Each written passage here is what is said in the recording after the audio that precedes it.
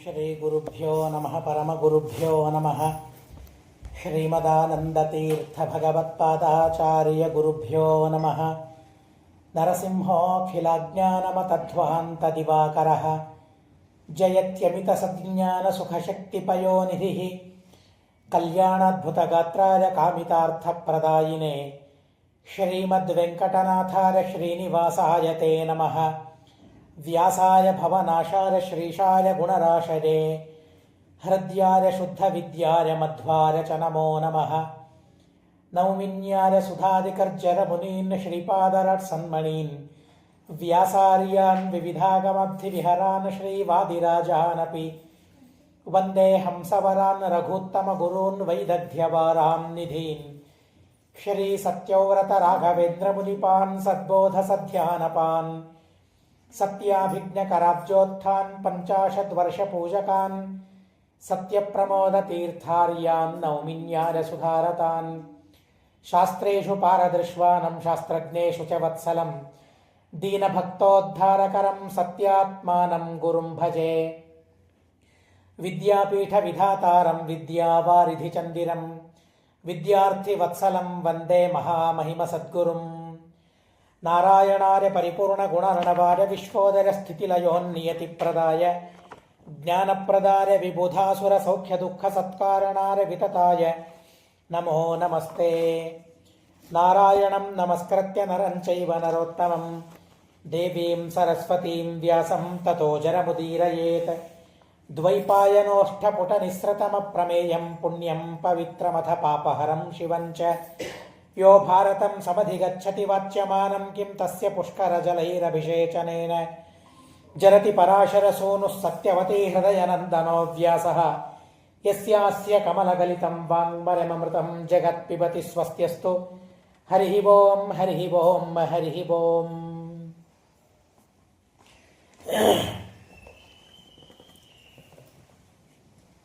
ಸೂರ್ಯನ ಜನ್ಮವನ್ನು ಹೇಳ್ತಾ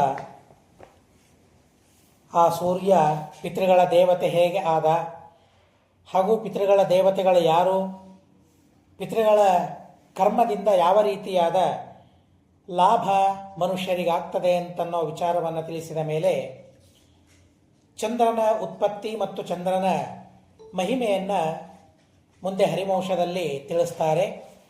ಪಿತಾ ಸೋಮಸ್ಯ ವೈರಾಜನ್ ಜಜ್ಞೆ ಅತ್ರಿರ್ ಭಗವಾನ್ ಋಷಿ. ಚಂದ್ರನ ತಂದೆ ಅತ್ರಿ ಋಷಿಗಳು. ಭಾಗವತದಲ್ಲಿ ಸಂಕ್ಷಿಪ್ತವಾಗಿ ಅದರ ಕಥೆಯನ್ನು ನಾವು ಕೇಳಿದ್ದೇವೆ. ಅತ್ರಿ ಋಷಿಗಳಿಂದ ಅನಸೂಯಾದೇವಿಯಲ್ಲಿ ದತ್ತ, ದುರ್ವಾಸ ಮತ್ತು ಸೋಮ ಅಂತ. ನಿಜವಾಗಿ ಅಲ್ಲಿ ಬ್ರಹ್ಮ, 3 ದೇವತೆಗಳು ಅಲ್ಲಿ ಅವತಾರ ತಾಳಿದರು ಅಂತ ಹೇಳ್ತಾರೆ. ಆದರೆ ಅಲ್ಲಿ ಬ್ರಹ್ಮದೇವರಿಗೆ ಅವತಾರ ಇಲ್ಲ. ಶ್ರೀಮದಾಚಾರ್ಯರು ನಿರ್ಣಯ ಕೊಡ್ತಾರೆ ಭಾಗವತದಲ್ಲಿ. ಸೃಷ್ಟಿ ಸ್ಥಿತ್ಯಂತಕಾರಿಗಳಾದ ಆ ದೇವತೆಗಳು ಅವತಾರ ತಾಳಿದರು ಅಂತ ಪ್ರಸಂಗ ಬಂದಾಗ ಬ್ರಹ್ಮದೇವರಿಗೆ ಅವತಾರ ಇಲ್ಲ. ಭೂಲೋಕದಲ್ಲಿ ಅಂತೂ ಸರ್ವಥಾ ಬ್ರಹ್ಮದೇವರಿಗೆ ಅವತಾರ ಇಲ್ಲ. ಋತೆ ವಿಷ್ಣೋರಾತ್ಮನಶ್ಚ ಅಂತ ಹೇಳ್ತಾರೆ. ಒಂದು ವಿಷ್ಣುವಿನಿಂದ ಅವತಾರ. ಅವತಾರ ಅಂತಂದರೆ ಜನಿಸೋದು ಅಂತ ಅರ್ಥ ಅವರಿಗೆ. ವಿಷ್ಣುವಿನಿಂದ ಅವತಾರ, ತಮ್ಮಿಂದ ಅವತಾರ. ಅದನ್ನು ಬಿಟ್ಟರೆ ಭೂಲೋಕದಲ್ಲಿ ಅವತಾರ ಅಂತೂ ಬ್ರಹ್ಮದೇವರಿಗೆ ಇಲ್ಲವೇ ಇಲ್ಲ.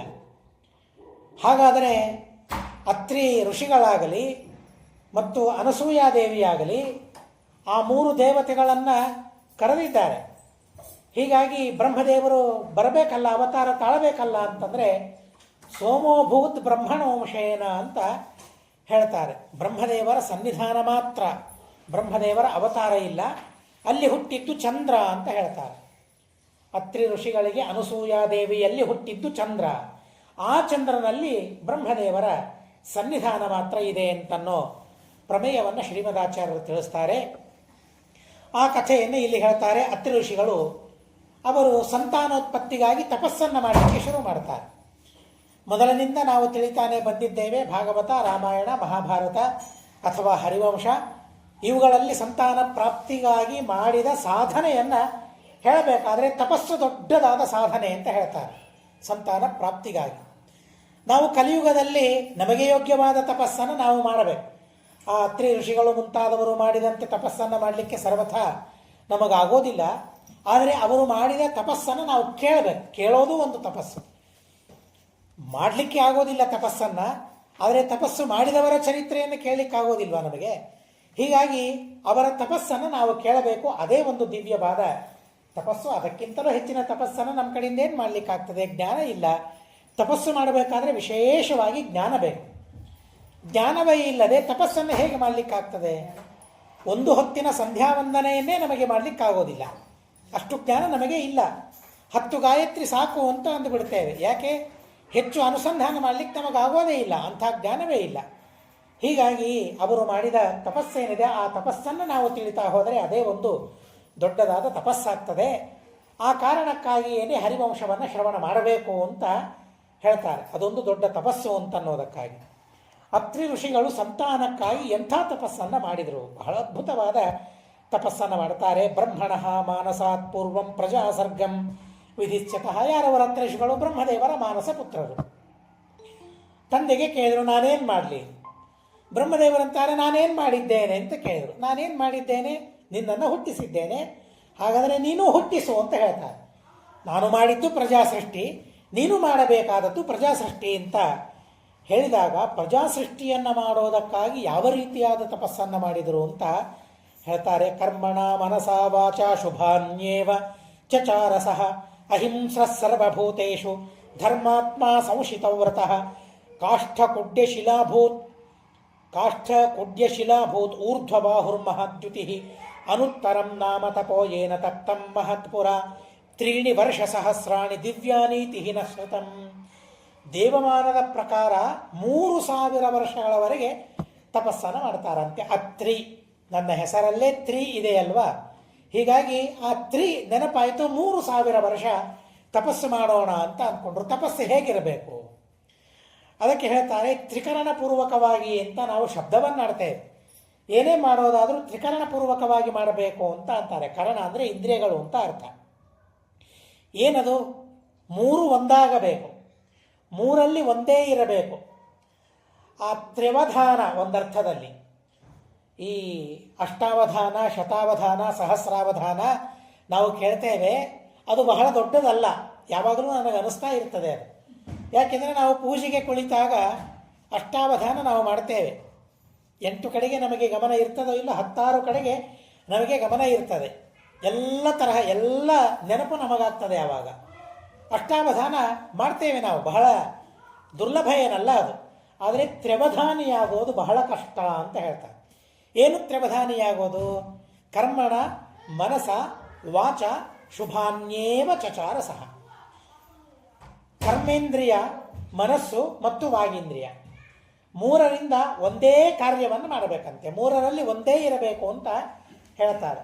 ನಾನೇನು ಮಾತನಾಡುತ್ತೇನೆ, ಮಾತನಾಡಿದಂತೆ ನನ್ನ ಮನಸ್ಸಿನಲ್ಲಿ ವಿಚಾರ ಇರಬೇಕು. ಮನಸ್ಸಿನಲ್ಲಿ ವಿಚಾರ ಮಾಡಿದಂತೆ ಮಾತನಾಡಬೇಕು, ಮಾತನಾಡಿದಂತೆ ಕರ್ಮವನ್ನು ಮಾಡಬೇಕು. ಮನಸ್ಸು, ಮಾತು, ಕರ್ಮ ಈ 3 ಒಂದೇ ಆಗಿರಬೇಕು. ಹಾಗಿರೋದಿಲ್ಲ. ನಮ್ಮನ್ನು ನಾವು ಪರೀಕ್ಷೆ ಮಾಡಿಕೊಂಡ್ರೆ ಮನಸ್ಸಿನಲ್ಲಿ ದೇವರ ಪೂಜೆ ಮಾಡಬೇಕು ಅಂತ ಇರ್ತದೆ, ಆದರೆ ಬಾಯಲ್ಲಿ ಮಾತ್ರ ಅದನ್ನು ಮಾಡ್ತಾ ಇರೋದಿಲ್ಲ. ಬಾಯಲ್ಲಿ ಸ್ತೋತ್ರವನ್ನಂತ ಇರ್ತೇವೆ, ಆದರೆ ಮನಸ್ಸಿನಲ್ಲಿ ಮಾತ್ರ ಆ ದೇವರ ಸ್ತೋತ್ರದ ಅನುಸಂಧಾನ ಇರೋದಿಲ್ಲ. ದೇವರ ಸ್ತೋತ್ರವನ್ನು ಬಾಯಿಂದ ಅಂತ ಇರ್ತೇವೆ, ಕೈಯಿಂದ ಮಾತ್ರ ಮತ್ತೊಂದು ಯಾವುದೋ ಕೆಲಸವನ್ನು ಮಾಡ್ತಾ ಇರ್ತೇವೆ. ಟಿ ವಿಯನ್ನು ನೋಡ್ತಾ ಅದರಲ್ಲಿ ಆಟವನ್ನೋ ಮತ್ತೇನನ್ನೋ ನೋಡ್ತಾ ಈಚೆ ಸುಂದರಕಾಂಡ ಅಥವಾ ವೆಂಕಟೇಶ ಸ್ತೋತ್ರ, ವಿಷ್ಣು ಸಹಸ್ರನಾಮ ಎಷ್ಟು ಬಾರಿ ಆಗ್ತದೆ ನಮಗೆ. ಮನಸ್ಸು, ಮಾತು ಮತ್ತು ಕರ್ಮ ಈ 3 ಒಂದೇ ಆಗಿ ಇರೋದಿಲ್ಲ. ಇದೇ ತ್ರಿಕರಣ ಶುದ್ಧಿ ಅಂತ ಹೇಳ್ತಾರೆ. ಒಂದು ಕೆಲಸ ಮಾಡಬೇಕಾದ್ರೆ ತ್ರಿಕರಣ ಶುದ್ಧಿಯಿಂದಾಗಿ ಕರ್ಮವನ್ನು ಮಾಡಿದರೆ ಅದು ತಪಸ್ಸಾಗ್ತದೆ. ನಿಜವಾಗಿ ತಪಸ್ಸು, ಅದು ಅಸಾಧ್ಯ. ಅದು 3 ಇಂದ್ರಿಯಗಳಲ್ಲಿ ಒಂದನ್ನು ತಂದುಕೊಳ್ಳೋದು ಬಹಳ ಕಷ್ಟ. ಅದನ್ನು ಮಾಡಿದವರು ತ್ರಿಕರಣ ಪೂರ್ವಕವಾಗಿ ಮಾಡಿದ್ರು. ಏನು ಮಾಡಿದರು? ಎಲ್ಲರೂ ಮಾಡ್ತಾರೆ. ಅಶುದ್ಧವಾದ ಕರ್ಮವನ್ನು ತ್ರಿಕರಣ ಪೂರ್ವಕವಾಗಿ ಮಾಡ್ತಾರೆ, ಅಷ್ಟು ನಿಷ್ಠೆಯಿಂದ ಮಾಡ್ತಾ ಇರ್ತಾರೆ. ಆದರೆ ಅಲ್ಲ, ಶುಭಾನ್ಯೇವ ಚಚಾರ ಸಹ. ಶುಭವಾದ ಕರ್ಮಗಳನ್ನೇ, ವಿಹಿತವಾದ ಕರ್ಮಗಳನ್ನೇ, ಒಳ್ಳೆ ಕೆಲಸವನ್ನೇ ಅವನು ಮಾಡಲಿಕ್ಕೆ ಪ್ರಾರಂಭ ಮಾಡಿದ.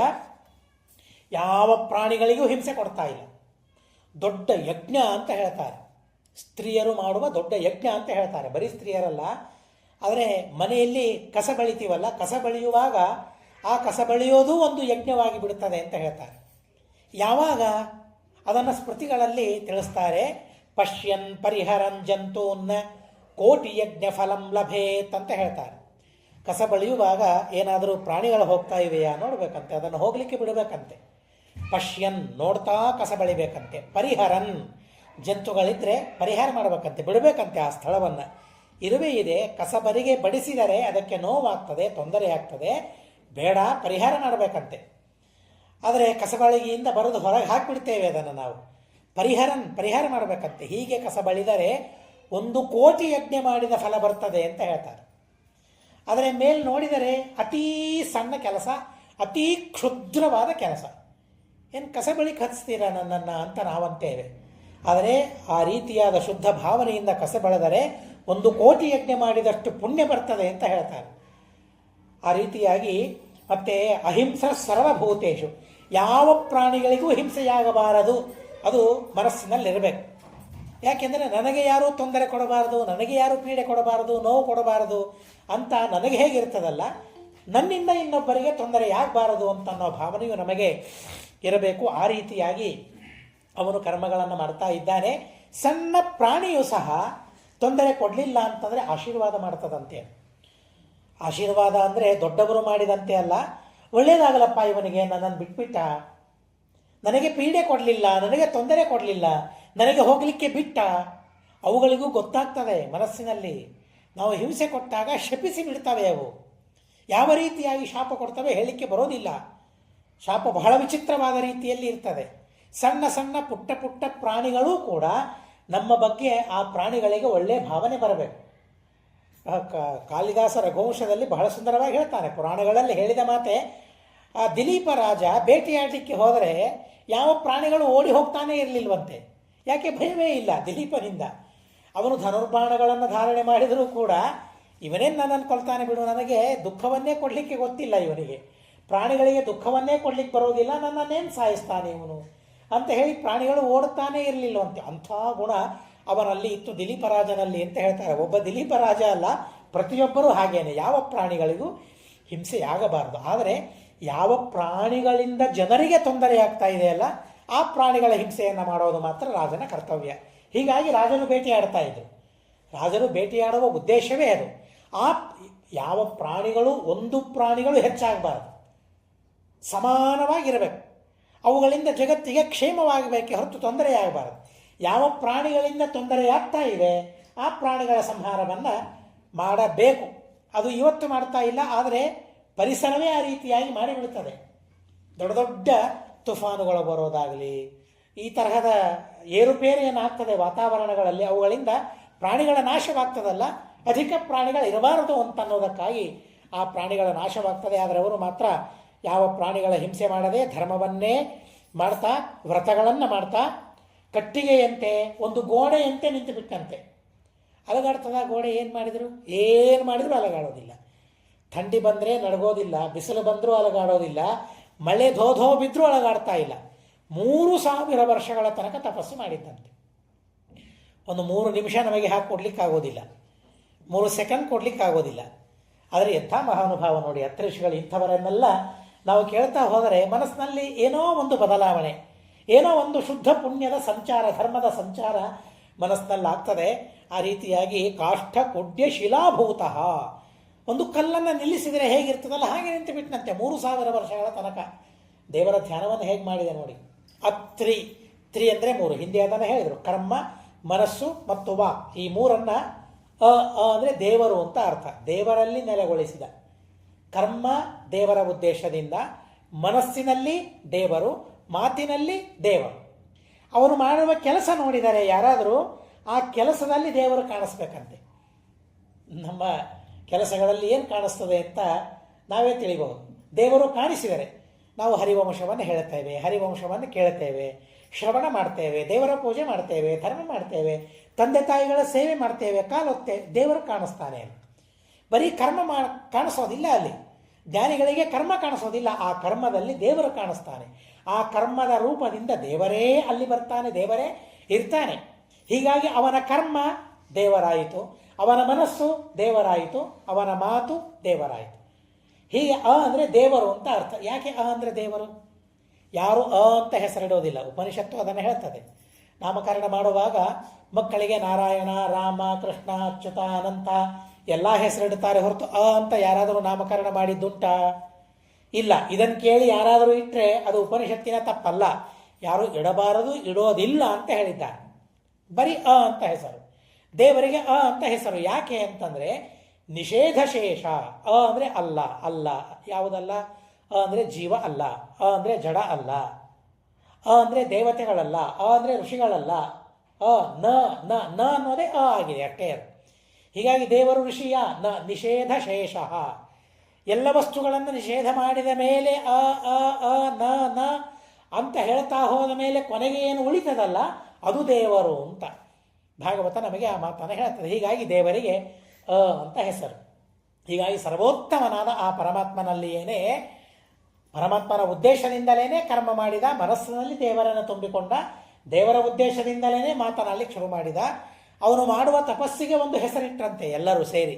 ಏನು? ಅವನು ಮಾಡಿದ ತಪಸ್ಸಿಗೆ ಅನುತ್ತರ ಅಂತ ಹೆಸರಿಟ್ಟರಂತೆ. ಏನು ಅನುತ್ತರ? ಯಾರು ಮಾತಾಡಿದರೂ ಮಾತಾಡೋದಿಲ್ಲ. 3000 ವರ್ಷ ಮೌನ ವ್ರತವನ್ನು ಮಾಡಿದ್ದಂತೆ ಮಹಾನುಭಾವ. ಹೇಗೆ ಅವರವರ ಸಾಧನೆ. ಇದೆಲ್ಲ ಯಾಕೆ ಮಾಡಿದ್ದು? ಸಂತಾನಕ್ಕಾಗಿ. ಆದರೆ ಸಂತಾನದ ಬೆಲೆ ನೋಡಿ ಏನಿದೆ. ಆ ಸಂತಾನದ ಬೆಲೆ ಎಷ್ಟು ಅಂತ ಆ ಮಹಾನುಭಾವರು ತಿಳಿಸಿದ್ದಾರೆ ನೋಡಿ. 3000 ವರ್ಷ ಮಾತನಾಡದೆ ಸಂತಾನವನ್ನು ಪಡೆದ. ಹಾಗಾದರೆ ಆ ಸಂತಾನ ಹೇಗಿರಬಹುದು? ದೇವರ ಆರಾಧನೆ ಮಾಡಿ ಪಡೆದ ಸಂತಾನ ಹೇಗಿರಬಹುದು? ಅದನ್ನು ತಿಳಿಸೋದಕ್ಕಾಗಿ ಇಷ್ಟೆಲ್ಲ ಅವರು ಮಾಡಿದ ತಪಸ್ಸನ್ನು ಹೇಳ್ತಾರೆ. ಆ ಸಂತಾನದ ಬಗ್ಗೆ ತಪ್ಪು ತಿಳುವಳಿಕೆ ಲೋಕದಲ್ಲಿ ಇದೆ. ಅತ್ರಿ ಋಷಿಗಳು ಪಡೆದ ಸಂತಾನದ ಬಗ್ಗೆ ತಪ್ಪು ತಿಳುವಳಿಕೆ ಲೋಕದಲ್ಲಿ ಇದೆ. ಆ ಕಥೆಯೂ ಇದೆ ಪುರಾಣದಲ್ಲಿ ಏನೇ. ಆದರೆ ಹಾಗೆ ತಪ್ಪು ತಿಳಿಯಬೇಡಿ ಅನ್ನೋದನ್ನು ತಿಳಿಸೋದಕ್ಕಾಗಿ ಇದು ಉಪೋದ್ಘಾತ. ಇದು ಅತ್ರಿ ಋಷಿಗಳ ಮಕ್ಕಳ ಬಗ್ಗೆ ತಪ್ಪು ತಿಳಿಯಬೇಡಿ, ಚಂದ್ರನ ಬಗ್ಗೆ ತಪ್ಪು ತಿಳಿಯಬೇಡಿ ಅನ್ನೋದಕ್ಕಾಗಿ ಇಷ್ಟೆಲ್ಲ ಉಪೋದ್ಘಾತವನ್ನು ಹೇಗೆ ಹುಟ್ಟಿದ್ದಾರೆ, ಅವರ ಜನ್ಮ ಆದದ್ದು ಹೇಗೆ, ಎಷ್ಟು ಪರಿಶುದ್ಧವಾದ ಜನ್ಮ ಚಂದ್ರನದ್ದು ಅಂತ ಅನ್ನೋದನ್ನು ತಿಳಿಸೋದಕ್ಕಾಗಿ ಹೇಳ್ತಾರೆ.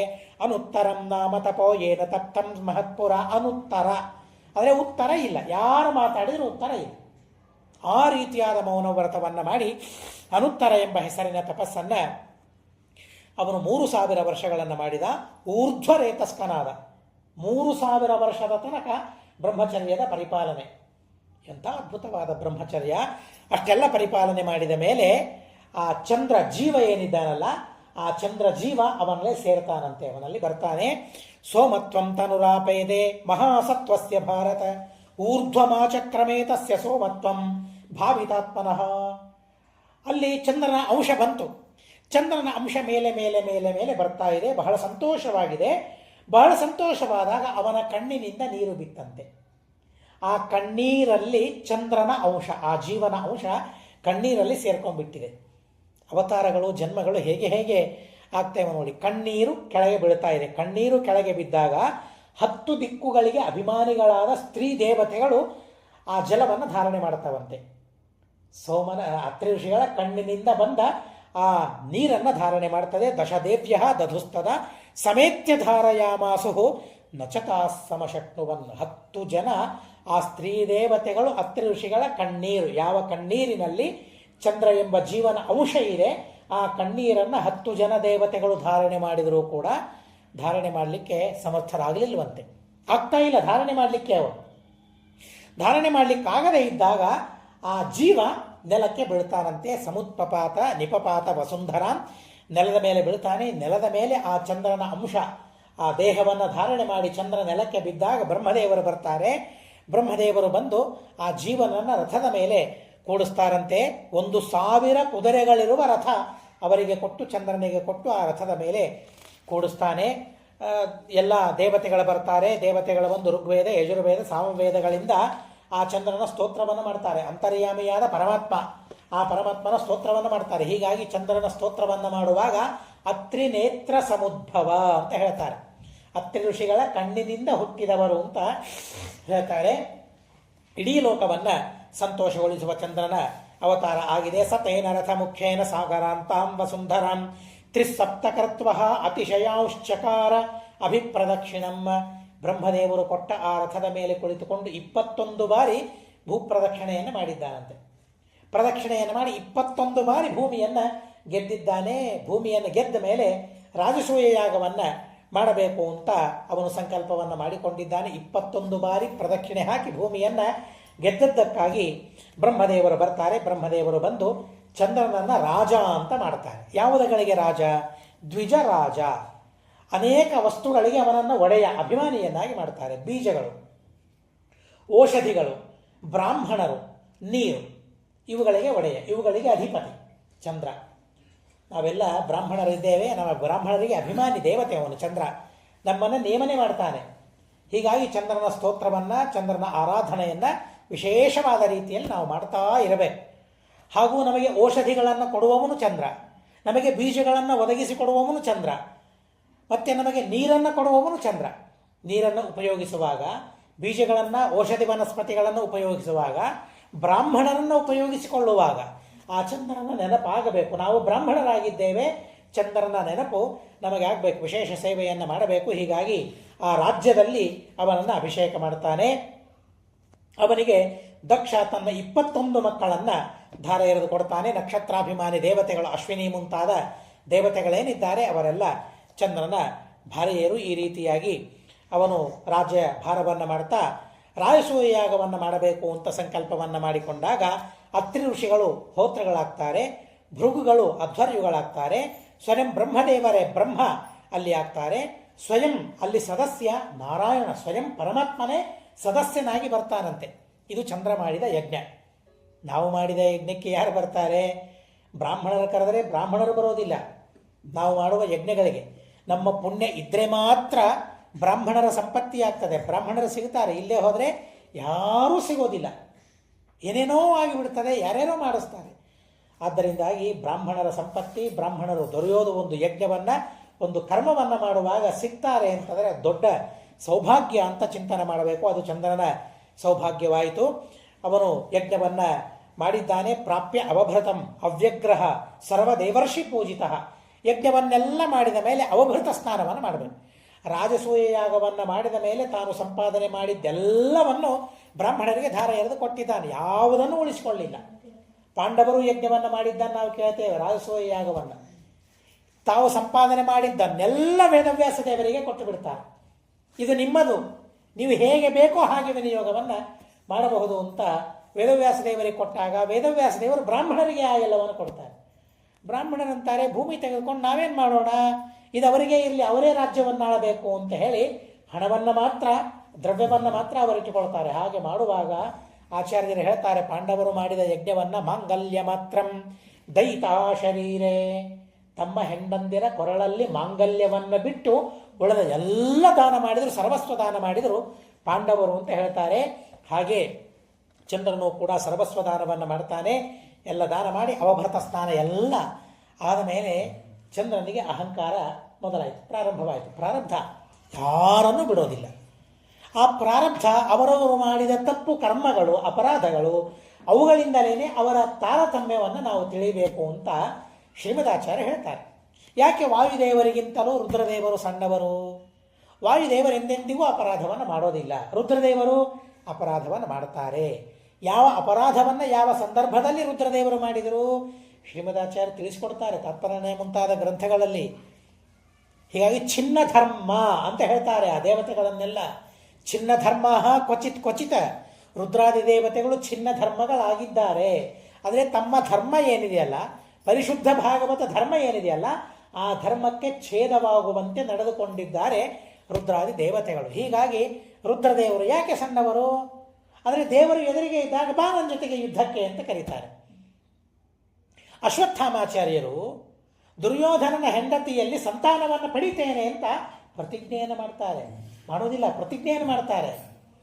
ಇದೆಲ್ಲ ಚಿನ್ನ ಧರ್ಮ ದೇವರಲ್ಲಿದ್ದದ್ದು. ಈ ಎಲ್ಲ ಅಪರಾಧಗಳು ಅವರಿಂದ ಘಟಿಸಿವೆ ಅಂತ ಅನ್ನೋದಕ್ಕಾಗಿ ಹಾಗಾದರೆ ಯಾರ್ಯಾರು ಯಾರ್ಯಾರಿಗಿಂತಲೂ ಸಣ್ಣವರು? ದೊಡ್ಡವರು ಯಾಕೆ? ಹೆಚ್ಚು ಹೆಚ್ಚು ಪುಣ್ಯವನ್ನು ಮಾಡ್ತಾರೆ ದೊಡ್ಡವರು. ಸಣ್ಣವರು ಯಾಕೆ? ಅಷ್ಟಷ್ಟು ಪಾಪವನ್ನು ಮಾಡಿದ್ದಾರೆ, ಪಾಪಕ್ಕೆ ತಕ್ಕಂತೆ ಅವರನ್ನು ಸಣ್ಣವರು ಅಂತ ಈ ತಾರತಮ ಭಾವ ಏನಿದೆಯಲ್ಲ, ತಾರತಮ್ಯ ಏನಿದೆಯಲ್ಲ, ಅವರು ಮಾಡಿದ ಅಪರಾಧದಿಂದ ನಾವು ತಾರತಮ್ಯವನ್ನು ತೀರ್ಮಾನ ಮಾಡಿಕೊಳ್ಳಿಕ್ಕಾಗ್ತದೆ. ಇಲ್ಲೇ ಹೋದರೆ ಯಾರೂ ತಪ್ಪು ಮಾಡಿಲ್ಲ ಅಂತಾದರೆ ಹಾಗಾದರೆ ಎಲ್ಲರೂ ಸಮಾನರು ಅಂತಾಯಿತು. ಆದರೆ ಸಾಮ್ಯ ಅಂತ ಅನ್ನೋದು ಇದೆಯಾ ಲೋಕದಲ್ಲಿ? ಸರ್ವತಾ ಇಲ್ಲ. ಆದ್ದರಿಂದ ಆ ತಾರತಮ್ಯಕ್ಕೆ ದ್ಯೋತಕ ಅಂತ ನಾವು ತಿಳಿಬೇಕೇ ಹೊರತು ಚಂದ್ರ ಈ ತಪ್ಪು ಮಾಡಿದ ಅಂತ ನಾವು ಹೇಳ್ತಾ ಕೂತ್ರೆ ನಮಗೆ ಅನರ್ಥವಾಗ್ತದೆ, ನಮಗೆ ನರಕಾದ್ಯನರ್ಥ ಅಂತ ಹೇಳ್ತಾರೆ ಶಾಸ್ತ್ರದಲ್ಲಿ. ಅದಕ್ಕೆ ಹೇಳ್ತಾರೆ ದೇವತೆಗಳ ದೋಷ ಅದು ತಾರತಮ್ಯಕ್ಕಾಗಿ ನಾವು ತಿಳಿಯಬೇಕೇ ವಿನಃ ಮತ್ತೊಂದು ಉದ್ದೇಶ ಸರ್ವಥಾ ನಮ್ಮಲ್ಲಿರಬಾರದು ಅಂತ ಶಾಸ್ತ್ರ ಹೇಳ್ತದೆ. ಹರಿವಂಶವೂ ಅದೇ ರೀತಿಯಾದ ಮಾತನ್ನು ನಮಗೆ ತಿಳಿಸ್ತದೆ. ಈ ಎಲ್ಲ ರಹಸ್ಯವಾದ ವಿಷಯಗಳನ್ನು ಶ್ರೀಮದಾಚಾರ್ಯರು ನಮಗೆ ಬೋಧನೆ ಮಾಡಿದ್ದಾರೆ ಅಂತ ಅನ್ನೋದಕ್ಕಾಗಿ ಯಾವ ದೇವತೆಗಳ ಬಗ್ಗೆ ತಪ್ಪು ತಿಳುವಳಿಕೆ ನಮಗೆ ಬರೋದಿಲ್ಲ. ಎಂಥ ಕಥೆಯನ್ನು ಕೇಳಿದರೂ ಕೂಡ ಪ್ರಾರಬ್ಧ ಹಾಗಾದರೆ ಇವರು ಈ ದೇವತೆಗಳಿಗಿಂತಲೂ ಸಣ್ಣವರು ಅಂತ ನಾವು ಭಾವಿಸಿಬಿಡುತ್ತೇವೆ. ಆದರೆ ಉಳಿದವರಿಗೆ ಹಾಗಲ್ಲ. ಶ್ರೀಮದಾಚಾರ್ಯರ ರಹಸ್ಯ ವಿದ್ಯೆ ಅವರಿಗೆ ಗೊತ್ತಿಲ್ಲ ಅನ್ನೋದಕ್ಕಾಗಿ ನಿಮ್ಮ ಚಂದ್ರನೇ ನಿಮ್ಮ ಇಂದ್ರನೇ ಅಂತ ಅಂದ್ಬಿಡ್ತಾರೆ. ಈ ತರಹದ ತಪ್ಪು ಮಾಡಿದ್ದಾರೆ, ನಮಗೇನು ನೀವು ಹೇಳಿಕ್ಕೆ ಬರ್ತೀರಿ ಅಂತ ಹೇಳಿ ಅವರಂದು ಮತ್ತಿಷ್ಟು ಪಾಪವನ್ನು ಕಟ್ಟಿಕೊಳ್ತಾರೆ. ಆ ವಿಷಯ ನಮಗೆ ತಿಳಿದಿರಬೇಕು. ಎಚ್ಚರಿಕೆಯಿಂದ ಈ ಸಂದರ್ಭದಲ್ಲಿ ನಾವಿರಬೇಕು.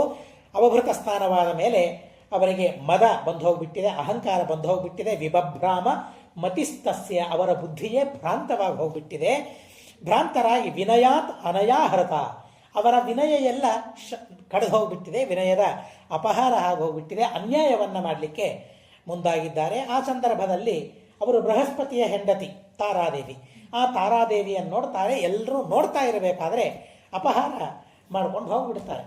ಅಪಹಾರ ಮಾಡಿಕೊಂಡು ಹೋಗಿ ಬಲಾತ್ಕಾರವನ್ನು ಮಾಡಿಬಿಡ್ತಾರೆ ಚಂದ್ರ ಸೋಮ. ಆ ಸಂದರ್ಭದಲ್ಲಿ ಬೃಹಸ್ಪತಿಗೆ ಬಹಳ ತೊಂದರೆಯಾಗ್ತದೆ. ನನ್ನ ಹೆಂಡತಿಯನ್ನು ಅಪಹಾರ ಮಾಡಿದರು ಅಂತ ಹೇಳಿ ಬಹಳ ದುಃಖವಾಗಿ ಖೇದವಾಗಿ ಆ ಚಂದ್ರನ ಮನೆಯ ಮುಂದೆ ನಿಂತು ನನ್ನ ಹೆಂಡತಿಯನ್ನು ಕೊಡು ಅಂತ ಗೋಳಿಡ್ತಾರೆ ಬೃಹಸ್ಪತಿಗಳು. ಸಹಿ ಶಿಷ್ಯೋ ಮಹಾತೇಜ ಪಿತುಃಪೂರ್ವೋ ಬೃಹಸ್ಪತೆ ಪಾರ್ಷ್ನಿಗ್ರಾಹೋ ಭವದ್ದೇವ ಪ್ರಗೃಶ್ಯ ಜಗವಂಧನು. ಏನೆಷ್ಟೆಲ್ಲ ಬೇಡ್ತಾ ಇದ್ರೂ ಕೂಡ ಆ ತಾರೆಯ ಮೇಲಿನ ಮೋಹದಿಂದ ಚಂದ್ರ ತಾರಾದೇವಿಯನ್ನು ಬಿಡ್ತಾ ಇಲ್ಲ. ಬೃಹಸ್ಪತಿಗಳು ಇಂದ್ರನ ಹತ್ರ ಹೋಗ್ತಾರೆ, ಇಂದ್ರನಿಗೆ ಪ್ರಾರ್ಥನೆ ಮಾಡ್ತಾರೆ, ನನ್ನ ಹೆಂಡತಿಯನ್ನು ಅಪಹಾರ ಮಾಡಿದ್ದಾರೆ, ಹೇಗಾದರೂ ಮಾಡಿ ದೊರಕಿಸಿಕೊಡಿ ಅಂತ. ಇಂದ್ರ ಸಿಟ್ಟಿಗೆ ಬರ್ತಾನೆ, ಯುದ್ಧ ಪ್ರಾರಂಭವಾಗ್ತದೆ. ಅದಕ್ಕಾಗಿ ತಾರಕಾಮಯ ಸಂಗ್ರಾಮ ಅಂತ ಲೋಕದಲ್ಲಿ ಪ್ರಸಿದ್ಧ. ತಾರೆಗಾಗಿ ದೇವತೆಗಳಲ್ಲಿ ಯುದ್ಧವೇ ಆಗಿಬಿಡ್ತದೆ, ದೇವತೆಗಳು ಮತ್ತು ಚಂದ್ರ ಅವರಿಬ್ಬರ ಮಧ್ಯದಲ್ಲಿ. ಹೀಗಾಯಿತು ಬೃಹಸ್ಪತಿಗಳಿಗೆ, ಹೀಗಾಯಿತು ಅಂತನ್ನೋದನ್ನು ತಿಳಿಸೋದಕ್ಕಾಗಿ ಅಲ್ಲಿ ಶುಕ್ರಾಚಾರ್ಯರು ಅವರ ಹಿಂದೆ ನಿಲ್ತಾರೆ, ಬೃಹಸ್ಪತಿಗಳ ಹಿಂದೆ ನಿಲ್ತಾರೆ. ಚಂದ್ರನ ಹಿಂದೆ ನಿಲ್ತಾರೆ. ಚಂದ್ರನ ಹಿಂದೆ ನಿಂತು ಯುದ್ಧ ಮಾಡೋದಕ್ಕಾಗಿ ಸಿದ್ಧರಾಗ್ತಾರೆ. ಸ್ವಯಂ ರುದ್ರದೇವರು ಅಲ್ಲಿ ಬರ್ತಾರೆ. ರುದ್ರದೇವರು ಬಂದು ಬೃಹಸ್ಪತಿಗಳ ಪಕ್ಷದಲ್ಲಿ ನಿಂತು ಯುದ್ಧವನ್ನು ಮಾಡ್ತಾ ಇದ್ದಾರೆ. ಬ್ರಹ್ಮಾಣಂ ಶರಣಂ ಜಗ್ಮುಹು ಆದಿದೇವಂ ಸನಾತನಂ. ಹೀಗಾಗಿ ತಾರಕಾಮಯವಾಗಿರತಕ್ಕಂತಹ ಸಂಗ್ರಾಮ ಆ ತಾರೆಗಾಗಿ ಚಂದ್ರ ಮತ್ತು ಬೃಹಸ್ಪತಿ ಅವರಿಬ್ಬರ ಉದ್ದೇಶದಿಂದ ದೊಡ್ಡದಾದ ಯುದ್ಧವೇ ನಡೆದಿದೆ. ಎಲ್ಲರೂ ಬ್ರಹ್ಮದೇವರಿಗೆ ಶರಣ ಹೋಗಿದ್ದಾರೆ. ಬ್ರಹ್ಮದೇವರು ಸನಾತನ. ಶರಣ ಹೋದ ಮೇಲೆ ಬ್ರಹ್ಮದೇವರು ಬರ್ತಾರೆ. ಬ್ರಹ್ಮದೇವರು ಬಂದು ಅವರಿಗೆ ಅಧಿಕಾರ ನೋಡಿ, ಬ್ರಹ್ಮದೇವರ ಅಧಿಕಾರ ನೋಡಿ, ಪ್ರಾರಬ್ಧ ಪೂರ್ಣವಾಯಿತು. ಬ್ರಹ್ಮದೇವರು ಕಾಯ್ತಾ ಇದ್ದಾರೆ. ಅವರವರ ಪ್ರಾರಬ್ಧಕ್ಕೆ ಅನುಗುಣವಾಗಿ ಆಯಾ ಘಟನೆಗಳು ಅವರ ಜೀವನದಲ್ಲಿ ಆಗಬೇಕು, ಆಯಿತು, ಮುಗಿತು ಅವರ ಪ್ರಾರಬ್ಧ. ಹೀಗಾಗಿ ನೇರವಾಗಿ ಅವರು ಹೋಗ್ತಾರೆ, ಚಂದ್ರನ ಮನೆಗೆ ಹೋಗಿ ತಾರೆಯನ್ನು ಕರೆದುಕೊಂಡು ಬಂದು ಬೃಹಸ್ಪತಿಗೆ ಒಪ್ಪಿಸ್ತಾರೆ. ತಾರಾಂ ಸ್ವರಮೇವ ಪಿತಾಮಹ ಇಶೀಕಾಸ್ತಂಭ ಮಾಸಾಧ್ಯ ಜ್ವಲಂತಮಿವ ಭಾವಕಮ್ಮ. ಸಂದರ್ಭದಲ್ಲಿ ತಾರಾದೇವಿ ಗರ್ಭಿಣಿಯಾಗಿದ್ದಾಳೆ. ಮತ್ತಿಷ್ಟು ಸಿಟ್ಟು ಬರ್ತದೆ. ಸಿಟ್ಟು ಬಂದು ಮತ್ತೆ ಬೃಹಸ್ಪತಿಗಳು ಹೇಳ್ತಾರೆ, ಯಾರ ಮಗ ಅವನು ಅಂತಂದಾಗ ಹೇಳಲಿಕ್ಕೆ ಸಾಹಸ ಮಾಡೋದಿಲ್ಲ, ನಾಚಿಕೆಯಾಗ್ತದೆ. ಆದರೂ ಬ್ರಹ್ಮದೇವರು ಕೇಳ್ತಾರೆ. ಬ್ರಹ್ಮದೇವರು ಕೇಳಿದಾಗ ಚಂದ್ರನ ಮಗ ಅಂತ ಹೇಳ್ತಾರೆ. ಆಯಿತು ಅಂತ ಆ ಚಂದ್ರನ ಮಗನಿಗೆ ಬುಧ ಅಂತ ನಾಮಕರಣ ಮಾಡ್ತಾರೆ. ಮಹಾನುಭಾವ ಅವನು ಅಂತ ಹೇಳ್ತಾರೆ. ಹೆಸರಿಗೆ ತಕ್ಕಂತೆ ಬುಧ ಆದರೆ ಜ್ಞಾನಿ ಅಂತ ಅರ್ಥ. ಅಂಥ ಧೀಮಂತನಾಗಿದ್ದಾನೆ ಮಹಾನುಭಾವ. ಆಕಾಶದಲ್ಲಿ ಕಾಣಿಸ್ತಾನೆ. ಪ್ರಸಹ್ಯ ಧರ್ಷಿತಸ್ತತ್ರ ಸೋಮೋ ವೈ ರಾಜಯಕ್ಷ್ಮಣ. ಈ ರೀತಿಯಾದ ಅಪರಾಧವನ್ನು ಚಂದ್ರ ಮಾಡಿದ್ದಕ್ಕಾಗಿ ರಾಜಯಕ್ಷ್ಮ ಅಂತನ್ನೋ ರೋಗ ಚಂದ್ರನಿಗೆ ಬಂತು ಅಂತ ಹೇಳ್ತಾರೆ. ಅಪರಾಧ ಮಾಡಿದ್ದಕ್ಕಾಗಿ ಯಾರ ಅಪರಾಧ ಮಾಡಿದರೂ ಅದರ ಫಲವನ್ನು ಪ್ರತಿಯೊಬ್ಬರೂ ಅನುಭವಿಸಲೇಬೇಕು. ಅನುಭವಿಸದೇ ಇರಲಿಕ್ಕೆ ಸರ್ವಥಾ ಸಾಧ್ಯವಿಲ್ಲ. ಅಪರೋಕ್ಷ ಜ್ಞಾನಿ, ದೊಡ್ಡ ದೇವತೆ ತಪ್ಪು ಮಾಡಿದ್ದಾನೆ, ಆ ತಪ್ಪನ್ನು ಇಲ್ಲೇ ಅನುಭವಿಸಬೇಕು. ಅವರಿಗೆ ನರಕಾದ್ಯನರ್ಥಗಳಿಲ್ಲ.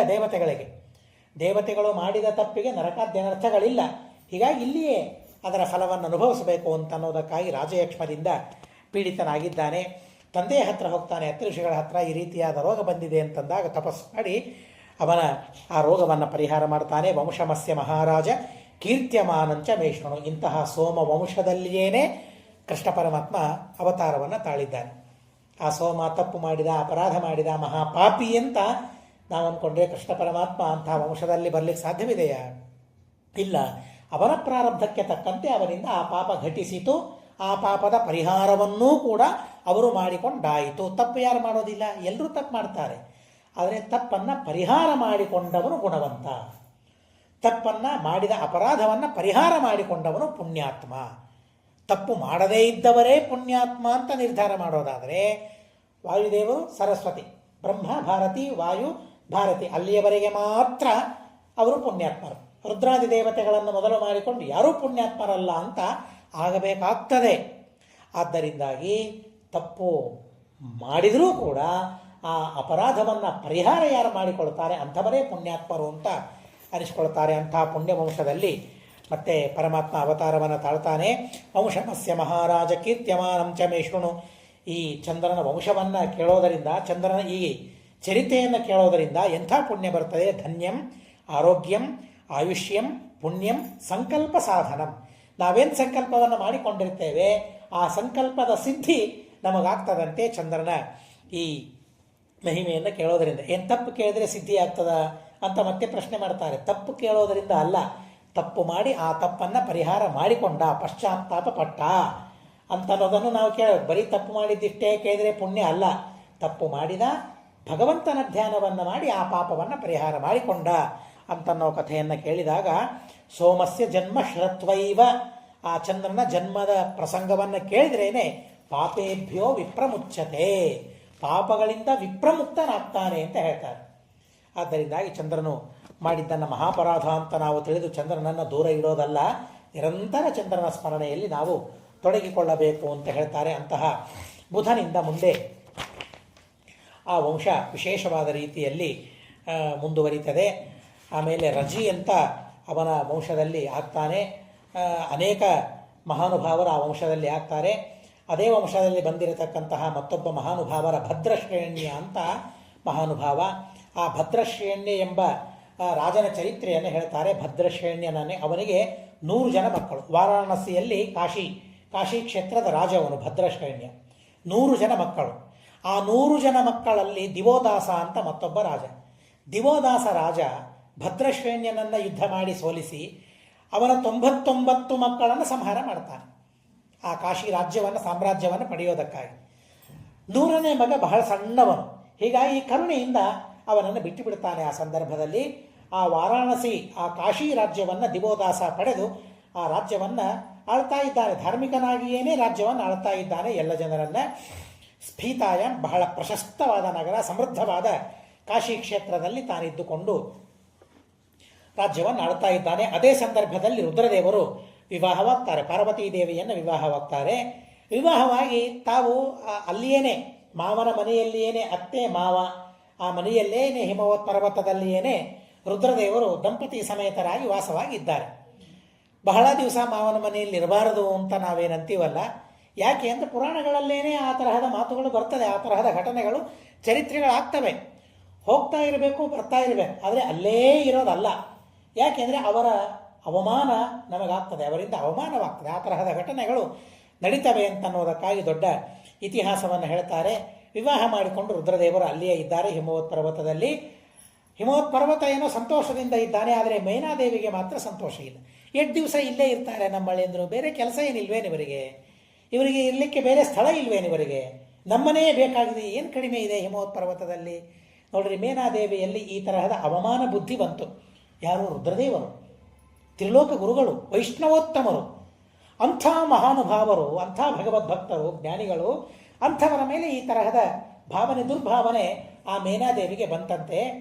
ಅದನ್ನು ಎಷ್ಟು ದಿವಸ ತನ್ನ ಮನಸ್ಸಲ್ಲಿ ಇಟ್ಕೊಳ್ತಾರೆ. ಒಂದು ದಿವಸ ತನ್ನ ಮಗಳ ಮುಂದೆ ಕೇಳ್ತಾಳೆ, ಏನು ನಿಮ್ಮ ಮನೆಯವರಿಗೆ, ಯಜಮಾನರಿಗೆ ಬೇರೆ ಸ್ಥಳ ಇಲ್ಲೇನು, ಬೇರೆ ಮನೆ ಇಲ್ವೇನು, ಯಾವಾಗಲೂ ಇಲ್ಲೇ ಇರ್ತಾರಲ್ಲ ಅವರು ಅಂತ ಕೇಳೋದಷ್ಟೇ ಅಲ್ಲದೇನೆ, ಭರ್ತ ಮಹೇಶ್ವರ ದರಿದ್ರನಾಗಿದ್ದಾರೆ, ಹಣವೇ ಇಲ್ಲ ಅವರ ಹತ್ರ, ಶೀಲಂತಸ್ಯ ನವಿದ್ಯತೆ, ಚಾರಿತ್ರ್ಯವೇ ಅವರಿಗೆ ಇಲ್ಲ. ಏನು ಭವ, ಏನು ರುದ್ರದೇವರು, ಏನು ಅವರ ಶುದ್ಧವಾದ ಚಾರಿತ್ರ್ಯ, ಅವರ ಚಾರಿತ್ರ್ಯದ ಬಗ್ಗೆ ನಾವು ಹೇಳಬೇಕಾ, ಮೇನಾದೇವಿ ಹೇಳಬೇಕಾ? ಅದು ನೋಡ್ರಿ, ಮೇನಾದೇವಿಯೂ ಸಹ ದೊಡ್ಡ ದೇವತೆ, ಅವಳಿಗೂ ಸಹ ರುದ್ರದೇವರ ಬಗ್ಗೆ ಯಾವ ತರಹದ ದುರ್ಬುದ್ಧಿ ಬಂತು ನೋಡಿ. ಶೀಲವೇ ಇಲ್ಲ, ಚಾರಿತ್ರ್ಯವೇ ಇಲ್ಲ, ಒಳ್ಳೆಯ ಗುಣಗಳೇ ಇಲ್ಲ, ಸಂಪತ್ತು ಇಲ್ಲ, ಹಣ ಇಲ್ಲ, ಅವರ ಹತ್ರ ಮಹಾ ದರಿದ್ರರಾಗಿದ್ದಾರೆ, ಸ್ಮಶಾನವೇ ಅವರಿಗೆ ಮನೆ, ಅದು ಬಿಟ್ಟರೆ ಬೇರೆ ಮನೆಯೇ ಇಲ್ಲ ಅಂತಂದಾಗ ಅವಾಗ ಸಿಟ್ಟು ಬಂತು ಮಗಳಿಗೆ. ಯದ್ಯಪಿ ತಾಯಿ ಮಾತಾಡ್ತಾ ಇದ್ದಾಳೆ, ತಾಯಿ ದೊಡ್ಡಕ್ಕೆ ಇಲ್ಲ ಅಂತ ಅಲ್ಲ, ವಿವಾಹವಾದ ಮೇಲೆ ಹೆಂಡತಿಗೆ ಗಂಡನೇ ದೊಡ್ಡವನು. ತಾಯಿ ಆಗಿದ್ರೂ ತಂದೆಯಾಗಿದ್ರೂ ತನ್ನ ಗಂಡನನ್ನು ಬೈದರೆ ಗಂಡನ ಪಕ್ಷಪಾತಿಯಾಗ್ತಾಳೆ ಹೊರತು ತಂದೆ ತಾಯಿಯ ಪಕ್ಷಪಾತಿ ಆಗುವುದಿಲ್ಲ. ಹೇಗೆ ಅವರ ಮನಸ್ಸು, ಸ್ತ್ರೀಯರ ಮನಸ್ಸು ಒಂದು ಕಡೆಗೆ ಒಲಿದು ಬಿಡ್ತದೆ ಅಂತಂದರೆ, ಹಡದಿದ್ದಾರೆ, ಅಲ್ಲಿದ್ದಾರೆ, ಎಷ್ಟೆಲ್ಲ ಇದ್ದರೂ ಕೂಡ ನನಗೆ ಗಂಡನೇ ಬೇಕು ಅಂತ ಅವರ ಮನಸ್ಸಿನಲ್ಲಿ ತುಂಬಿಕೊಂಡಿರ್ತಾರಲ್ಲ. ಹೀಗಾಗಿ ಅವಳಿಗೂ ಬಹಳ ನೋವಾಗಿಬಿಟ್ಟಿದೆ. ಸ್ತ್ರೀ ಸ್ವಭಾವಾಚ್ಯ ಚುಕ್ರದೆ. ಮತ್ತು ಏನು ಮಾಡಬೇಕು ಈ ಸಂದರ್ಭದಲ್ಲಿ? ಏನೂ ಮಾಡಲಿಕ್ಕೆ ಆಗೋದಿಲ್ಲ. ಒಂದು ಸಂದರ್ಭದಲ್ಲಿ ಸತೀದೇವಿಯಾದಾಗ ಹಿಂದಿನ ಜನ್ಮದಲ್ಲಿ ಮತ್ತು ತನ್ನ ತಂದೆ ದಕ್ಷ ಪ್ರಜಾಪತಿ ರುದ್ರದೇವರಿಗೆ ಅವಮಾನ ಮಾಡಿದರು ಅಂತ ಅನ್ನೋದಕ್ಕಾಗಿ ನಾನು ದೇಹವನ್ನೇ ಪರಿತ್ಯಾಗ ಮಾಡಿದೆ. ನಾನು ದೇಹವನ್ನು ಪರಿತ್ಯಾಗ ಮಾಡಿದ್ದಕ್ಕಾಗಿ ದೊಡ್ಡ ಯುದ್ಧವೇ ಆಯ್ತಲ್ಲಿ. ದೊಡ್ಡ ಯುದ್ಧವಾಗಿ ನನ್ನ ತಂದೆಗೆ ಅನಾಹುತ ನಡೆದೋಯ್ತಲ್ಲಿ. ಆದ್ದರಿಂದ ಮತ್ತೆ ಆ ತರಹದ ಅನಾಹುತ ಯಾವುದೂ ನಡೆಯೋದು ಬೇಡ ಅಂತ ಆಲೋಚನೆ ಮಾಡ್ತಾಳೆ. ಅಷ್ಟೆಲ್ಲ ಬೈತಾ ಇದ್ದರೂ ಕೂಡ ಮಂದಹಾಸ ಮಾಡ್ತಾಳೆ. ಅಲ್ಲಿಂದ ಬಂದುಬಿಡ್ತಾಳೆ. ಬಂದು ರುದ್ರದೇವರಿಗೆ ಹೇಳ್ತಾರೆ, ಮತ್ತೆ ಇಷ್ಟೆಲ್ಲ ಮಾತನಾಡ್ತಾ ಇದ್ದಾರೆ, ಇಲ್ಲಿರೋದು ಯಾಕೆ, ನಾವು ನಮ್ಮ ಮನೆಗೆ ಹೋಗೋಣ ಅಂತ ರುದ್ರದೇವರು ಹೇಳ್ತಾರೆ. ನಮ್ಮ ಮನೆಗೆ ಹೋಗೋಣ ಅಂತ, ಎಲ್ಲಿದೆ ನನ್ನ ಮನೆ ನೋಡೋಣ, ಎಲ್ಲಿಗೆ ಹೋಗೋಣ, ಈಗ ಎಲ್ಲಿ ಕರ್ಕೊಂಡು ಹೋಗೋಣ ಪಾರ್ವತೀ ದೇವಿಯನ್ನು ಅಂತ ಆಲೋಚನೆ ಮಾಡ್ತಾ, ಯಾವ ಲೋಕ ಪ್ರಶಸ್ತವಾದ ಲೋಕ, ಯಾವ ಸ್ಥಾನ ಪ್ರಶಸ್ತವಾದ ಸ್ಥಾನ ಅಂತ ಆಲೋಚನೆ ಮಾಡ್ತಾ ಇರಬೇಕಾದ್ರೆ ಕಾಶಿಯ ಮೇಲೆ ಕಂಡು ಬೀಳುತ್ತದೆ ರುದ್ರದೇವರಿಗೆ. ರುದ್ರದೇವರ ಸ್ಥಾನ ಅದು, ಬಿಂದು ಮಾಧವನ ಸ್ಥಾನ ಅದು. ಹೀಗಾಗಿ ದೇವರ ಸನ್ನಿಧಾನ ಸ್ವಯಂ ಹರಿಪಾದೋದಕ ಅಲ್ಲಿ ಇದೆ, ಗಂಗಾದೇವಿಯಲ್ಲಿದ್ದಾಳೆ. ಹೀಗಾಗಿ ಪ್ರತಿನಿತ್ಯ ಆ ಹರಿಪಾದೋದಕೆಯಲ್ಲಿ ಸ್ನಾನವಾಗ್ತದೆ, ಬಿಂದು ಮಾಧವನ ದರ್ಶನವಾಗ್ತದೆ. ಪರಮಾತ್ಮನ ಲಕ್ಷ್ಮೀದೇವಿಯ ಸ್ಥಾನ ಅಂತ ಹೇಳ್ತಾರೆ ಅದು ಆ ಕಾಶಿ ಕ್ಷೇತ್ರ. ಇವತ್ತು ಕಾಶಿ ಅಂತ ಅಂದ್ಕೊಳ್ಳೆ ನಮಗೆ ರುದ್ರದೇವರ ಸ್ಮರಣೆ ಆಗ್ತದೆ. ಆದರೆ ಆ ಕಾಶಿಯ ಮಹಿಮೆಯನ್ನು ತಿಳಿಸುವ ಒಂದು ಅದ್ಭುತವಾದ ಗ್ರಂಥ ಇದೆ, ಲಕ್ಷ್ಮೀ ಸಂಹಿತ ಅಂತ ಒಂದು ಗ್ರಂಥ ಇದೆ. ಪುರಾಣದಲ್ಲಿ ಬಂದಿರತಕ್ಕಂತಹ ಒಂದು ಭಾಗ ಅದು ಕಾಶಿ ಕ್ಷೇತ್ರ ಮಹಿಮೆಯನ್ನು ತಿಳಿಸಿಕೊಡ್ತದೆ. ಆನಂದ ಕಾನನ ಅಂತ ಅದಕ್ಕೆ ಹೆಸರು. ಕಾಶಿಗೆ ಇದ್ದ ಹೆಸರು ಆನಂದ ಕಾನನ ಅಂತ. ಅಲ್ಲಿರುವ ಭಗವದ್ ರೂಪಗಳನ್ನು ವರ್ಣನೆ ಮಾಡ್ತದೆ. ಬಹಳ ಅದ್ಭುತವಾದ ರೀತಿಯಲ್ಲಿ ಭಗವಂತನ ಸನ್ನಿಧಾನ ಎಷ್ಟಿದೆ ಅಂತ ವರ್ಣನೆ ಮಾಡ್ತದೆ. ಅಂತಹ ಪರಮಶುದ್ಧವಾದ ವೈಷ್ಣವ ಕ್ಷೇತ್ರ.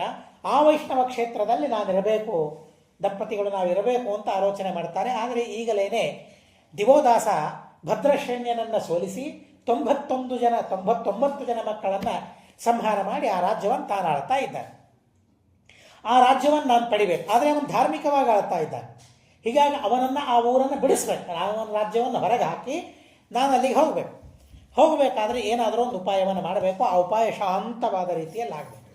ಅದಕ್ಕಾಗಿ ಯುದ್ಧ ಮಾಡೋದಲ್ಲ, ಪ್ರಶಾಂತವಾದ ರೀತಿಯಲ್ಲಿ ಅವನನ್ನು ಹೇಗಾದರೂ ಹೊರಗೆ ಹಾಕಬೇಕು ಅಂತ ಹೇಳಿ ತನ್ನ ಸೇವಕ, ರುದ್ರದೇವರ ಸೇವಕ ಒಬ್ಬನು, ಅವನ ಹೆಸರು ನಿಕುಂಭ ಅಂತ. ಅವನನ್ನು ಗಣೇಶ್ವರ ಅಂತ ಕರೀತಾರೆ. ಈ ಪ್ರಧಾನವಾದ ಗಣಪತಿಯೋ ಅಥವಾ ಒಂದು ಗಣಕ್ಕೆ ಅಧಿಪತಿ ಅಷ್ಟೇ. ಗಣಪತಿ ಅಂದರೆ ಇವನೇ ಆಗಬೇಕು ಅಂತೇನಿಲ್ಲ. ಗಣಪತಿ ಅಂದರೆ ಒಂದು ಗಣಕ್ಕೆ, ಒಂದು ಗುಂಪಿಗೆ ಅಧಿಪತಿ ಅವನು. ರುದ್ರದೇವರ ಸೇವಕರು, ಆ ಸೇವಕರ ಒಂದು ಗುಂಪಿಗೆ ಅಧಿಪತಿ ನಿಕುಂಭ ಅಂತ. ಆ ನಿಕುಂಭನನ್ನು ಕರೀತಾರೆ ಮತ್ತು ಹೇಳ್ತಾರೆ, ಆ ವಾರಾಣಸಿ ಶೂನ್ಯವಾಗಬೇಕು, ಯಾರೂ ವಾರಾಣಸಿಯಲ್ಲಿ ಇರಬಾರದು, ನಾನು ಅಲ್ಲಿ ವಾಸವನ್ನು ಮಾಡಬೇಕು. ಅದಕ್ಕಾಗಿ ಮೃದುವಾದ ಒಂದು ಉಪಾಯವನ್ನು ಮಾಡಿ ಮತ್ತೆ ನೀನು ಆ ನಗರವನ್ನು ನನಗೆ ಸಾಧಿಸಿಕೊಡಬೇಕು ಅಂತ ರುದ್ರದೇವರು ಹೇಳ್ತಾರೆ. ನೋಡಿ, ರುದ್ರದೇವರೂ ಸಹ ತಮಗಾಗಿ ಒಂದು ಸ್ಥಳವನ್ನು ಮಾಡಿಕೊಳ್ಳಬೇಕಾದರೆ ಒಂದು ಉಪಾಯವನ್ನು ಮಾಡ್ತಾರೆ. ಮೃದುವಾದ ಉಪಾಯವನ್ನು ಮಾಡಿ ಆ ಉಪಾಯದಿಂದ ಆ ನಗರವನ್ನು ಸಾಧಿಸಬೇಕು ಅಂತ ಹೇಳ್ತಾರೆ. ಆವಾಗ ನಿಕುಂಭ ವಿಚಾರ ಮಾಡಿ ಆ ರಾಜ್ಯದಲ್ಲಿ ಒಬ್ಬ ರಾಜನಾಪಿತ, ರಾಜನಿಗೆ ಆಯುಷ್ಕರ್ಮವನ್ನು ಮಾಡುವವನು, ಕ್ಷೌರಿಕ ರಾಜನ ಆಯುಷ್ಕರ್ಮವನ್ನು ಮಾಡುವವನು ನಾಪಿತ. ಆ ನಾಪಿತನ ಸ್ವಪ್ನದಲ್ಲಿ ನಿಕುಂಭ ಹೋಗ್ತಾನೆ. ನಿಕುಂಭ ಕಾಣಿಸಿಕೊಂಡು ನಿಕುಂಭನಿಗೆ ಆದೇಶ ಮಾಡ್ತಾರೆ, ನಾನು ನಿನಗೆ ಹೇಗೆ ಕಾಣಿಸಿಕೊಳ್ತಾ ಇದ್ದೀನಲ್ಲ, ಇಂಥದ್ದೇ ಒಂದು ಪ್ರತಿಮೆಯನ್ನು ಮಾಡಿಸಿ ನನಗಾಗಿ ಒಂದು ದೇವಸ್ಥಾನವನ್ನು ಇಲ್ಲಿ ನಿರ್ಮಾಣ ಮಾಡು, ನಿನ್ನ ಎಲ್ಲ ಕಾಮನೆಗಳನ್ನು ನಾನು ಪೂರ್ಣ ಮಾಡ್ತೇನೆ, ನಿಮ್ಮ ಈ ಕಾಶಿ ರಾಜ್ಯದಲ್ಲಿರುವ ಎಲ್ಲ ಜನರ ಅಪೇಕ್ಷೆಗಳನ್ನು ನಾನು ಪೂರ್ಣ ಮಾಡ್ತೇನೆ ಅಂತ ಸ್ವಪ್ನದಲ್ಲಿ, ನಾಪಿತನ ಸ್ವಪ್ನದಲ್ಲಿ ಹೋಗಿ ಹೇಳ್ತಾರೆ. ಅವನ ಹೆಸರು ಕಂಡುಕ ಅಂತ. ಎಷ್ಟೆಷ್ಟು ಹೆಸರು ಹೇಳ್ತಾನೆ ನೋಡಿ, ನಾಪಿತನ ಹೆಸರು ಕಂಡುಕ ಅಂತ. ಹೋಗಿ ಹೇಳಿದ ಮೇಲೆ ಆ ದೇವಾಲಯವನ್ನು ಸ್ಥಾಪನೆ ಮಾಡುವ ಅರ್ಹತೆ ತನಗಿದೆಯಾ? ತನಗಿಲ್ಲ. ಕನಸಿನಲ್ಲಿ ಹೇಳಿದ ದೇವಾಲಯವನ್ನು ನಿರ್ಮಾಣ ಮಾಡು. ಹಾಗಾದರೆ ಅಧಿಕಾರಿಗಳು ಯಾರು? ರಾಜ ಅಧಿಕಾರಿ. ಹೀಗಾಗಿ ರಾಜನಿಗೆ ಹೋಗಿ ತನಗೆ ಬಂದ ಸ್ವಪ್ನವನ್ನು ಹೇಳ್ತಾನೆ, ಹೀಗೆ ಸ್ವಪ್ನವಾಗಿದೆ ಅಂತ. ಆಯಿತು, ದೇವಾಲಯದ ನಿರ್ಮಾಣ ಅಲ್ಲ, ಆಯಿತು ಆಗಲಿ ಅಂತ ರಾಜ ಅನುಮತಿಯನ್ನು ಕೊಡ್ತಾನೆ. ಅದಕ್ಕೆ ತಕ್ಕಂತೆ ಎಲ್ಲ ತರಹದ ಸಾಧನೆಗಳನ್ನು ಒದಗಿಸಿಕೊಡ್ತಾನೆ. ಸಾಧನೆಗಳ ನಿರ್ಮಾಣವಾಯಿತು, ದೇವಾಲಯದ ನಿರ್ಮಾಣವಾಯಿತು. ನಿಕುಂಭ ಗಣಾಧಿಪತಿ ಗಣೇಶ್ವರ ಅವನ ದೇವಾಲಯ ನಿರ್ಮಾಣವಾಗಿದೆ. ಅದರ ಸೇವೆಯನ್ನು ಒಬ್ಬರು ಇಬ್ಬರು ಮೊದಲಿಗೆ ಮಾಡಲಿಕ್ಕೆ ಶುರು ಮಾಡಿದರು. ಪ್ರತಿನಿತ್ಯವೂ ಷೋಡಶೋಪಚಾರ ಪೂಜೆಗಳು, ಮಹಾ ಉತ್ಸವಗಳು ಎಲ್ಲ ನೆರವೇರುತ್ತಾ ಇವೆ. ಸೇವೆ ಮಾಡಿದವರ ಫಲ ಎಲ್ಲ ಸಿದ್ಧಿಸ್ತಾ ಇದೆ. ಹೀಗಾಗಿ ಅದರ ಕೀರ್ತಿ ಬೆಳೀತಾ ಇದೆ. ಊರಲ್ಲಿದ್ದ ಎಲ್ಲರೂ ಪ್ರದಕ್ಷಿಣೆ ನಮಸ್ಕಾರಗಳನ್ನು, ಸೇವೆಗಳನ್ನು ಮಾಡೋದು, ತಮ್ಮ ಅಭಿಷ್ಟಗಳನ್ನೆಲ್ಲ ಹೊಂದೋದು, ಇಷ್ಟೆಲ್ಲ ಮಾಡ್ತಾ ಇದ್ದಾರೆ. ಬಹುಶಃ ರಾಜನಿಗೆ ಮೊದಲಿಗೆ ವಿಶ್ವಾಸ ಬರಲಿಲ್ಲ. ಆದರೆ ಊರಲ್ಲಿದ್ದವರೆಲ್ಲರೂ ಆ ದೇವಾಲಯದ ಸುತ್ತಮುತ್ತಲೇ ಇದ್ದಾರೆ. ದಿನೇ ದಿನೇ ಅಭಿವೃದ್ಧವಾಗ್ತಾ ಇದೆ. ಹೊರಗಿನ ಊರಿನ ಜನ, ಬೇರೆ ಬೇರೆ ದೇಶದ ಜನರೆಲ್ಲ ಆ ನಿಕುಂಭನ ಸೇವೆಯನ್ನು ಮಾಡೋದಕ್ಕಾಗಿ, ಗಣಪತಿಯ ಸೇವೆಯನ್ನು ಮಾಡೋದಕ್ಕಾಗಿ ಬರ್ತಾ ಇದ್ದಾರೆ. ಆದರೆ ರಾಜನ ಹೆಂಡತಿ, ಅವಳ ಹೆಸರು ಸುಯಶ ಅಂತ ಅವಳ ಹೆಸರು. ಅವಳಿಗೆ ಮಕ್ಕಳಿಲ್ಲ. ಬೇರೆ ಬೇರೆ ದೇಶಗಳಿಂದ ಜನ ಬಂದು ಸೇವೆ ಮಾಡಿ ಫಲವನ್ನು ಪಡಿತಾ ಇದ್ದಾರೆ, ಮಕ್ಕಳನ್ನು ಪಡಿತಾ ಇದ್ದಾರೆ. ಮದುವೆ ಆಗ್ತಾ ಇದೆ, ಎಲ್ಲ ಆಗ್ತಾ ಇದೆ. ಮತ್ತು ನನ್ನ ಹೆಂಡತಿಗೆ ನನಗೆ ಮಕ್ಕಳಿಲ್ಲ, ಹೀಗಾಗಿ ನನ್ನ ಹೆಂಡತಿಗೆ ಹೇಳೋಣ ಸೇವೆ ಮಾಡಲಿಕ್ಕೆ ಅಂತ ಹೇಳಿ ಸುಯಶಾಗೆ ಆದೇಶ ಮಾಡ್ತಾನೆ, ನೀನು ಸೇವೆಯನ್ನು ಮಾಡು ಅಂತ. ಅವಳು ಸೇವೆಯನ್ನು ಮಾಡ್ತಾಳೆ. ಎಷ್ಟೋ ಒಂದು ಮೊದಲಿಗೆ 48 ದಿವಸ ಮಂಡಲ ಅಂತ ಅಂದ್ಕೊಂಡು ಸೇವೆ ಮಾಡಿದ್ಲು. ತಿಂಗಳಾಯಿತು, 2 ತಿಂಗಳಾಯಿತು, 6 ತಿಂಗಳಾಯಿತು, ವರ್ಷ ಆಯಿತು, ಸೇವೆ ಮಾಡ್ತಾ ಇದ್ದಾಳೆ. ಅವಳಿಗೆ ಮಾತ್ರ ಫಲ ಸಿಗ್ತಾ ಇಲ್ಲ. ಅವಳು ಆದಮೇಲೆ ಯಾರು ಸೇವೆ ಶುರು ಮಾಡಿದರೆ ಅವರಿಗೆಲ್ಲ ಫಲ ಸಿಗ್ತಾ ಇದೆ, ಆದರೆ ಅವಳಿಗೆ ಮಾತ್ರ ಫಲ ಸಿಗ್ತಾ ಇಲ್ಲ. ಹೀಗೆ ಬಹಳ ದಿವಸಗಳ ಕಳೆದ ಮೇಲೆ ರಾಜನಿಗೆ ಸಿಟ್ಟು ಬರ್ತದೆ. ಇದೇನಿದು, ಇದಕ್ಕೆಲ್ಲ ನಾನು ಪರಿಶ್ರಮ ಪಟ್ಟಿದ್ದೇನೆ, ಆ ದೇವಾಲಯದ ನಿರ್ಮಾಣಕ್ಕಾಗಿ ಪರಿಶ್ರಮ ಪಟ್ಟದ್ದು ನಾನು, ಸ್ಥಾಪನೆ ಮಾಡಿಸಿದ್ದು ನಾನು, ಆ ದೇವಸ್ಥಾನದ ಎಲ್ಲ ತರಹದ ವ್ಯವಸ್ಥೆಯನ್ನು ಇವತ್ತು ನಾನು ಮಾಡ್ತಾ ಇದ್ದೇನೆ. ಆದರೆ ನನಗೆ ಮಾತ್ರ ಫಲವನ್ನು ಕೊಡ್ತಾ ಇಲ್ಲ, ಎಲ್ಲರಿಗೆ ಫಲವನ್ನು ಕೊಡ್ತಾ ಇದೆ. ಬಂದದ್ದು ದೇವತೆ ಎಲ್ಲ, ಇದೊಂದು ಪಿಶಾಚ ಹೊಕ್ಕೊಂಡ್ಬಿಟ್ಟಿದೆ ನನ್ನ ಮರಕ್ಕೆ ಅಂತ ಅವಮಾನವನ್ನು ಮಾಡ್ತಾನೆ. ಅವಮಾನವನ್ನು ಮಾಡೋದಿಷ್ಟೇ ಅಲ್ಲ, ತಥೋ ನರಹತಿ ಸತ್ಕಾರಂ ಮತ್ಸಕಾಶಾದ್ ವಿಶೇಷತಃ ತಸ್ಮಾತ್ತು ನಾಶಯಿಷ್ಯಾಮಿ ಸ್ಥಾನಮಸ್ಯ ದುರಾತ್ಮನಃ ಏವಂ ಸತು ವಿನಿಶ್ಚಿತ್ಯ ದುರಾತ್ಮ ರಾಜಕಿಲ್ಬಿಷಿ ಸ್ಥಾನಂ ಗಣಪತೆಸ್ತಸ್ಯ ನಾಶಯಾಮಾಸ ದುರ್ಮತಿ ಭಗ್ನಮಾಯತನಂ ದೃಷ್ಟ್ವಾ ರಾಜಾನಮಶವತ್ ಪ್ರಭು. ಆ ದೇವಾಲಯವನ್ನೇ ಭಂಗ ಮಾಡಿಬಿಡ್ತಾನೆ, ನಾಶ ಮಾಡಿಬಿಡ್ತಾನೆ, ಒಡೆದಾಕಿಬಿಡ್ತಾನೆ.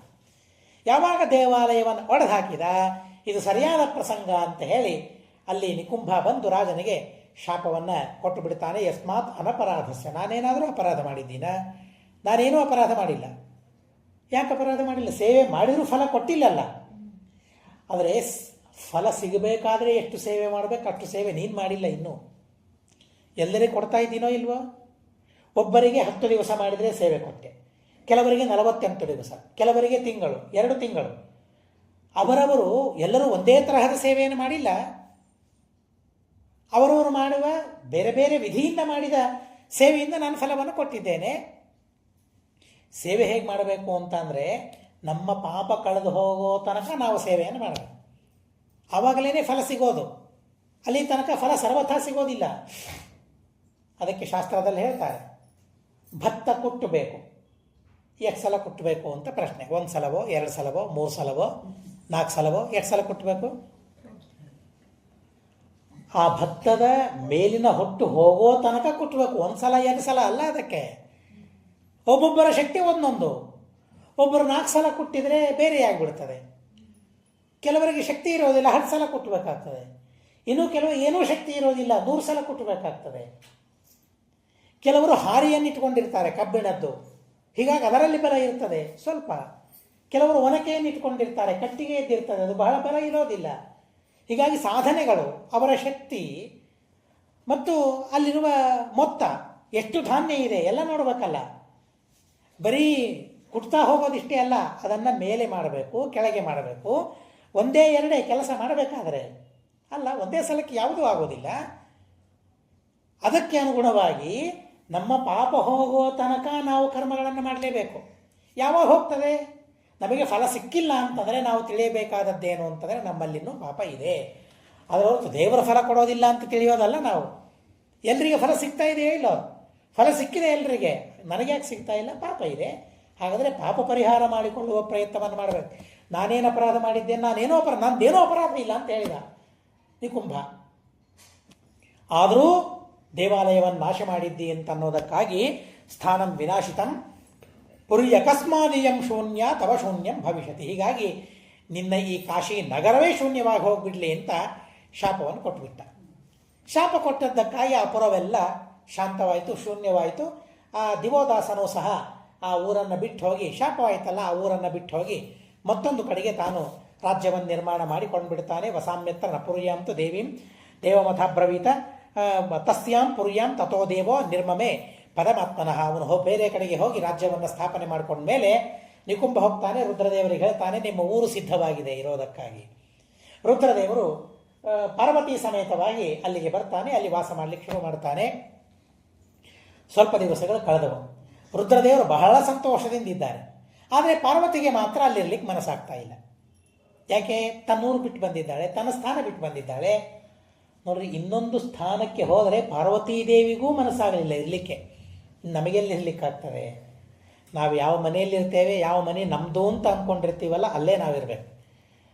ನಾವಲ್ಲ, ಸಣ್ಣ ಮಕ್ಕಳು ಹೇಳ್ತಾರೆ ನಡೆಯಮ್ಮ ಹೋಗೋಣ ಮನೆಗೆ ಅಂತ ಅಂತಾರೆ. ಬಹಳ ಹೊತ್ತಿರ್ಲಿಕ್ಕೆ ಆಗೋದಿಲ್ಲ, ಸಣ್ಣ ಸಣ್ಣ ಮಕ್ಕಳಿಗೆ ಆಗೋದಿಲ್ಲ, ನಮಗೆಲ್ಲಿ ಆಗ್ತದೆ? ಆಗೋದಿಲ್ಲ. ಪಾರ್ವತಿಗೆ ಆಗಲಿಲ್ಲ. ರುದ್ರದೇವರಿಗೆ ಹೇಳ್ತಾರೆ, ಮತ್ತೆ ಸ್ವಾಮಿ ಯಾಕೋ ಇಲ್ಲಿ ಇರ್ಲಿಕ್ಕೆ ಆಗ್ತಾ ಇಲ್ಲ, ವಸಾಮ್ಯತ್ತ ನಪುರ್ಯಾಂತು, ನಮಗಿಲ್ಲಿ ಇರ್ಲಿಕ್ಕೆ ಆಗ್ತಾ ಇಲ್ಲ ಅಂತಂದರೆ ಆವಾಗ ರುದ್ರದೇವರಂತಾರೆ, ನನಗಿದನ್ನು ಬಿಡ್ಲಿಕ್ಕೆ ಆಗ್ತಾ ಇಲ್ಲ ಅಂತ ರುದ್ರದೇವರಂತಾರೆ. ನಿನಗಿರ್ಲಿಕ್ಕೆ ಆಗ್ತಾ ಇಲ್ಲ ಅಂತ ನೀ ಅಂತ ಇದ್ದಿ, ನನಗೆ ಬಿಡ್ಲಿಕ್ಕೆ ಆಗ್ತಾ ಇಲ್ಲ. ವಿಮುಕ್ತ ಅಂದರೆ ಬಿಟ್ಟಿರೋದು, ಅವಿಮುಕ್ತ ಅಂತ ಆ ಕ್ಷೇತ್ರಕ್ಕೆ ಕರೀತಾರೆ. ಯಾಕೆ ಕಾಶಿಗೆ ಅವಿಮುಕ್ತ ಅಂತ ಕರೀತಾರೆ? ಇದನ್ನು ಬಿಟ್ಟಿರಲಿಕ್ಕೆ ನನಗೆ ಮನಸ್ಸಾಗ್ತಾ ಇಲ್ಲ, ಆದ್ದರಿಂದಾಗ ನಾನೆಲ್ಲೂ ಬರೋದಿಲ್ಲ, ನೀನು ಇಲ್ಲೇ ಇರಬೇಕು ಅಂತ ರುದ್ರದೇವರು ಶಾಸನೆ ಮಾಡ್ತಾರೆ. ಹಸನ್ನುವಾಚ ಭಗವಾನ್ ತ್ರ್ಯಂಬಕ ಸ್ತ್ರಿಪುರಾಂತಕಃ ತಸ್ಮಾತ್ ತದಿವಿಮುಕ್ತಂ ಹಿ ಪ್ರೋಕ್ತಂ ದೇವೇನ ವೈಸ್ವಾಯಂ. ರುದ್ರದೇವರೇ ಹೇಳ್ತಾರೆ, ಈ ಕ್ಷೇತ್ರಕ್ಕೆ ಏನು ಮೇಲಿನಿಂದ ಅವಿಮುಕ್ತ ಅಂತ ಅನ್ನೋ ಕ್ಷೇತ್ರ, ಅವಿಮುಕ್ತ ಅಂತ ಇದಕ್ಕೆ ಹೆಸರು ಬರ್ತದೆ ಅಂತ ಹೇಳ್ತಾರೆ. 3 ಯುಗಗಳಲ್ಲಿ, ಕೃತ, ತ್ರೇತ, ದ್ವಾಪರ, 3 ಯುಗಗಳಲ್ಲಿ ಸ್ವಯಂ ರುದ್ರದೇವರೇ ಅಲ್ಲಿ ಇರ್ತಾರಂತೆ. ಆ ರೂಪದಿಂದ, ಸ್ವರೂಪದಿಂದಲೇ ರುದ್ರದೇವರಲ್ಲಿ ಇರ್ತಾರೆ. ಯುಗೇಶು ತ್ರೀಷು ಧರ್ಮಾತ್ಮ ಸಹ ದೇವ್ಯಾ ಮಹೇಶ್ವರ. ಕಲಿಯುಗದಲ್ಲಿ ರುದ್ರದೇವರು ಇದ್ದಾರೆ, ಅಂತರ್ಹಿತರಾಗಿ ಇದ್ದಾರೆ ಅಂತ ಹೇಳ್ತಾರೆ. ಎಂಥ ದಿವ್ಯವಾದ ಕ್ಷೇತ್ರ ನೋಡಿ. ಅಲ್ಲಿ ಸ್ವಯಂ ಬಿಂದು ಮಾಧವನ ಸನ್ನಿಧಾನ, ರುದ್ರದೇವರ ಅಲ್ಲಿ ಅಂತರ್ಹಿತರಾಗಿದ್ದಾರೆ. ಅಂತರ್ಹಿತರಾಗಿರೋದು ಅಂದರೆ ಇದ್ದಾರೆ, ನಮ್ಮ ಕಣ್ಣಿಗೆ ಕಾಣಿಸೋದಿಲ್ಲ ಅಲ್ಲಿ. ಹೀಗಾಗಿ ಕಣ್ಣಿಗೆ ಕಾಣಿಸ್ತಾ ಇಲ್ಲ ಅಂದರೆ ರುದ್ರದೇವರು ಇಲ್ಲ ಅಂತ ನಾವು ತಿಳಿಬಾರದು. ಅಲ್ಲಿಗೆ ಹೋದಾಗ ಯಾವ ತರಹದ ಭಕ್ತಿ, ಶ್ರದ್ಧೆ, ಆದರ ನಮಗೆ ಬರಬೇಕು ಅಂತಂದರೆ, ಪಾಪ ಮಾಡಿದ ಕಣ್ಣುಗಳಿಗೆ ರುದ್ರದೇವರು ಕಾಣಿಸ್ತಾ ಇಲ್ಲ, ಆದರೆ ರುದ್ರದೇವರು ಇಲ್ಲಿದ್ದಾರೆ. ಆ ಶ್ರದ್ಧೆಯಿಂದ ನಾವು ಕಾಶಿ ಕ್ಷೇತ್ರ ಯಾತ್ರೆಯನ್ನು ಮಾಡಬೇಕು ಅಂತ ಅಪರೂಪವಾದ ವಿಷಯವನ್ನು ಇಲ್ಲಿ ತಿಳಿಸ್ತಾರೆ. ಹೀಗೆ ಅಲ್ಲಿ ಅವನು ವಾಸ ಮಾಡಿಕೊಂಡ ಅಂತ ಆ ಕಾಶಿ ಚರಿತ್ರೆಯನ್ನು ತಿಳಿಸ್ತಾರೆ. ಮುಂದೆ ಅದೇ ವಂಶದಲ್ಲಿ ಬಂದಿರತಕ್ಕಂತಹ ಯಾತಿಯ ಚರಿತ್ರೆಯನ್ನು ತಿಳಿಸೋದಕ್ಕಾಗಿ, ಯದುವಿನ ಚರಿತ್ರೆಯನ್ನು ತಿಳಿಸೋದಕ್ಕಾಗಿ ಯಯಾತಿಯ ಚರಿತ್ರೆಯನ್ನು ಹೇಳ್ತಾರೆ. ದೇವಯಾನೀಂ ಉಷನಸಃ ಸುತಾಂ ಭಾರ್ಯಾಮವಾಪಸಃ ಶರ್ಮಿಷ್ಠಾಂ ಆಸುರೀಂ ಚೈವ ತನಯಾಂ ವೃಷಪರ್ವಣಃ. ಶುಕ್ರಾಚಾರ್ಯನ ಮಗಳು ದೇವಯಾನಿ, ಅವಳನ್ನು ವಿವಾಹ ಮಾಡಿಕೊಳ್ತಾನೆ. ಹಾಗೂ ವೃಷಪರ್ವರಾಜನ ಮಗಳು ಶರ್ಮಿಷ್ಠಾದೇವಿ, ಅವರನ್ನು ವಿವಾಹ ಮಾಡಿಕೊಳ್ತಾನೆ ಯಯಾತಿ. ಸುಖವಾಗಿದ್ದಾನೆ. ಆದರೆ ಯಾವಾಗ ಶರ್ಮಿಷ್ಠೆಯನ್ನು ವಿವಾಹ ಮಾಡಿಕೊಂಡು 2 ಮಕ್ಕಳನ್ನು ಪಡೆದ, ಅನು ಮತ್ತು ಪೂರು 2 ಮಕ್ಕಳನ್ನು ಪಡೆದ, ಆ 2 ಮಕ್ಕಳನ್ನು ದೇವಯಾನಿ ನೋಡ್ತಾಳೆ. ಆಹಾ, ನೀನು ನನ್ನ ದಾಸಿಯಾಗಿ ಇರಬೇಕು ಯಾವಾಗಲೂ, ಆದರೆ ನನ್ನ ಸವತಿಯಾದಲ್ಲ ನೀನು. ಬಹಳ ಸಿಟ್ಟು ಬಂತು. ಹೀಗಾಗಿ ಯಯಾತಿಯ ಮೇಲೆ ಸಿಟ್ಟು, ಗಂಡನ ಮೇಲೆ ಸಿಟ್ಟು. ಹೋದ್ಲು ತಮ್ಮ ಅಪ್ಪನ ಹತ್ರ. ಏನೇ ತಪ್ಪಾದರೂ ಅಪ್ಪನ ಹತ್ರ ಹೋಗಿ ಕಂಪ್ಲೇಂಟ್ ಮಾಡ್ತಾ ಇದ್ದು. ಹೋದ್ದು ಹೇಳಿದ್ದು, ನಿಮ್ಮ ಮಳೆಯ ತಪ್ಪು ಮಾಡಿದ್ದಾರೆ. ಏನು ಮಾಡಿದ್ದಾರೆ? ಶರ್ಮಿಷ್ಠೆ ದಾಸಿಯಾಗಿರಬೇಕು, ಅವರನ್ನು ಪತ್ನಿಯಾಗಿ ಸ್ವೀಕಾರ ಮಾಡಿದ್ದಾರೆ, 2 ಮಕ್ಕಳಾಗಿದ್ದಾರೆ. ಅವರು ವಿಚಾರ ಮಾಡಲಿಲ್ಲ. ಶುಕ್ರಾಚಾರ್ಯ ಶಾಪವನ್ನು ಕೊಟ್ಬಿಟ್ಟು, ಯುವಕನಾಗಿದ್ದಿ, ತರುಣನಾಗಿದ್ದಿ ಅಂತ ಅನ್ನೋದಕ್ಕೆ ತಾನೇ ಮಕ್ಕಳನ್ನು ಪಡೆದಿದ್ದಿ, ಹಾಗಾದರೆ ವೃದ್ಧನಾಗುವಂತೆ ಶಾಪ ಕೊಟ್ಬಿಡ್ತಾರೆ. ಮಗಳು ಕೇಳ್ತಾಳೆ, ಇದು ಶಾಪ ಯಾರಿಗೆ ಅಂತ ಕೇಳ್ತಾಳೆ. ಇದು ಬರೀ ಅವರಿಗೆ ಶಾಪ ಅಲ್ಲ, ನನಗೂ ಶಾಪವೇ ಅಲ್ಲ. ಗಂಡ ವೃದ್ಧನಾದರೆ ಹೆಂಡತಿಗೆ ಶಾಪ ಅಲ್ವೇನದು? ಹಾಗೆ ಏನಾದರೂ ಮಾಡಿ ಮತ್ತೆ ಅವರು ತರುಣರಾಗಬೇಕು ಅಂತ ಹಠ ಹಿಡಿತಾಳೆ. ಶುಕ್ರಾಚಾರ್ಯ ಅಂತಾರೆ, ಒಂದು ಸಲ ಶಾಪ ಕೊಟ್ಟ ಮೇಲೆ ಅದನ್ನು ಹಿಂದೆ ತೆಗೆದುಕೊಳ್ಳಿಕ್ಕೆ ಆಗೋದಿಲ್ಲ. ಯಾವಾಗಲೂ ಸತ್ಯ ಮಾತಾಡೋರು ನಾವು, ಅಸತ್ಯ ಮಾಡೋದಿಲ್ಲ ಅದನ್ನು ಅಂತ ಹೇಳ್ತಾರೆ. ಆದರೆ ಒಂದು ಉಪಾಯ ಇದೆ. ಅವನ ವಾರ್ಧಕ್ಯವನ್ನು ಯಾರಿಗಾದರೂ ಕೊಡಬಹುದು, ಇನ್ನೊಬ್ಬರ ತಾರುಣ್ಯವನ್ನು ತೆಗೆದುಕೊಳ್ಳಬಹುದು. ಆ ಅವಕಾಶವನ್ನು ನಾನು ಕೊಡ್ತೇನೆ ಅಂತ ಹೇಳ್ತಾರೆ. ಆವಾಗ ಅವರಿಂದ ಒಂದು ಮಾತನ್ನು ತೆಗೆದುಕೊಳ್ತಾರೆ. ಮಹಾಭಾರತದ ಆದಿಪರ್ವದಲ್ಲಿ ಬಹಳ ಅದ್ಭುತವಾದ ರೀತಿಯಲ್ಲಿ ಕಥೆ ಬರ್ತದೆ. ಇಲ್ಲಿ ಸಂಕ್ಷಿಪ್ತವಾಗಿ ಹರಿವಂಶದಲ್ಲಿ ಆ ಯದುವಂಶವನ್ನು ಹೇಳೋದಕ್ಕಾಗಿ ಮಾತ್ರ ಉಪಕ್ರಮವಾಗಿ ಹೇಳ್ತಾ ಇದ್ದಾರೆ. ಶುಕ್ರಾಚಾರ್ಯರ ಹತ್ರ ಹೋಗ್ತಾರೆ. ನನ್ನ ತಾರುಣ್ಯವನ್ನು, ನನಗೆ ತಾರುಣ್ಯ ಯಾರು ಕೊಡ್ತಾರಲ್ಲ ಅವರಿಗೆ ನಾನು ಈ ಸಮಸ್ತ ಸಾಮ್ರಾಜ್ಯವನ್ನು ಕೊಡ್ತೇನೆ, ನೀವು ಅನುಮತಿ ಕೊಡಬೇಕು ಅಂತ ಮಾತು ತೆಗೆದುಕೊಳ್ತಾರೆ ಶುಕ್ರಾಚಾರ್ಯರಿಂದ. ಆಯಿತು ಅಂತ ಹೇಳಿ ಶುಕ್ರಾಚಾರ್ಯರು ಮಾತು ಕೊಡ್ತಾರೆ. ಯದುವಿನ ಹತ್ರ ಹೋಗ್ತಾರೆ. ಮೊದಲನೇ ಮಗು ದೇವಯಾನಿಯ ಮಗ ಯದು ತುರ್ವಸು, ಯದುಂಚ ತುರ್ವಸುಂ ರಾಜ ದೇವಯಾನಿ ವ್ಯಜಾಯತ ದೃಶ್ಯುಂಚ ಅನುಂಚ ಪೂರುಂಚ. ಯದು ತುರ್ವಸು ಇದು ಇವರಿಬ್ಬರು ದೇವಯಾನಿಯ ಮಕ್ಕಳು. ದೃಶ್ಯು ಅನು ಮತ್ತು ಪೂರು ಶರ್ಮಿಷ್ಠೆಯ ಮಕ್ಕಳು. ಮೊದಲಿಗೆ ಹಿರಿಯ ಮಗ ಯದು ಅಲ್ವಾ.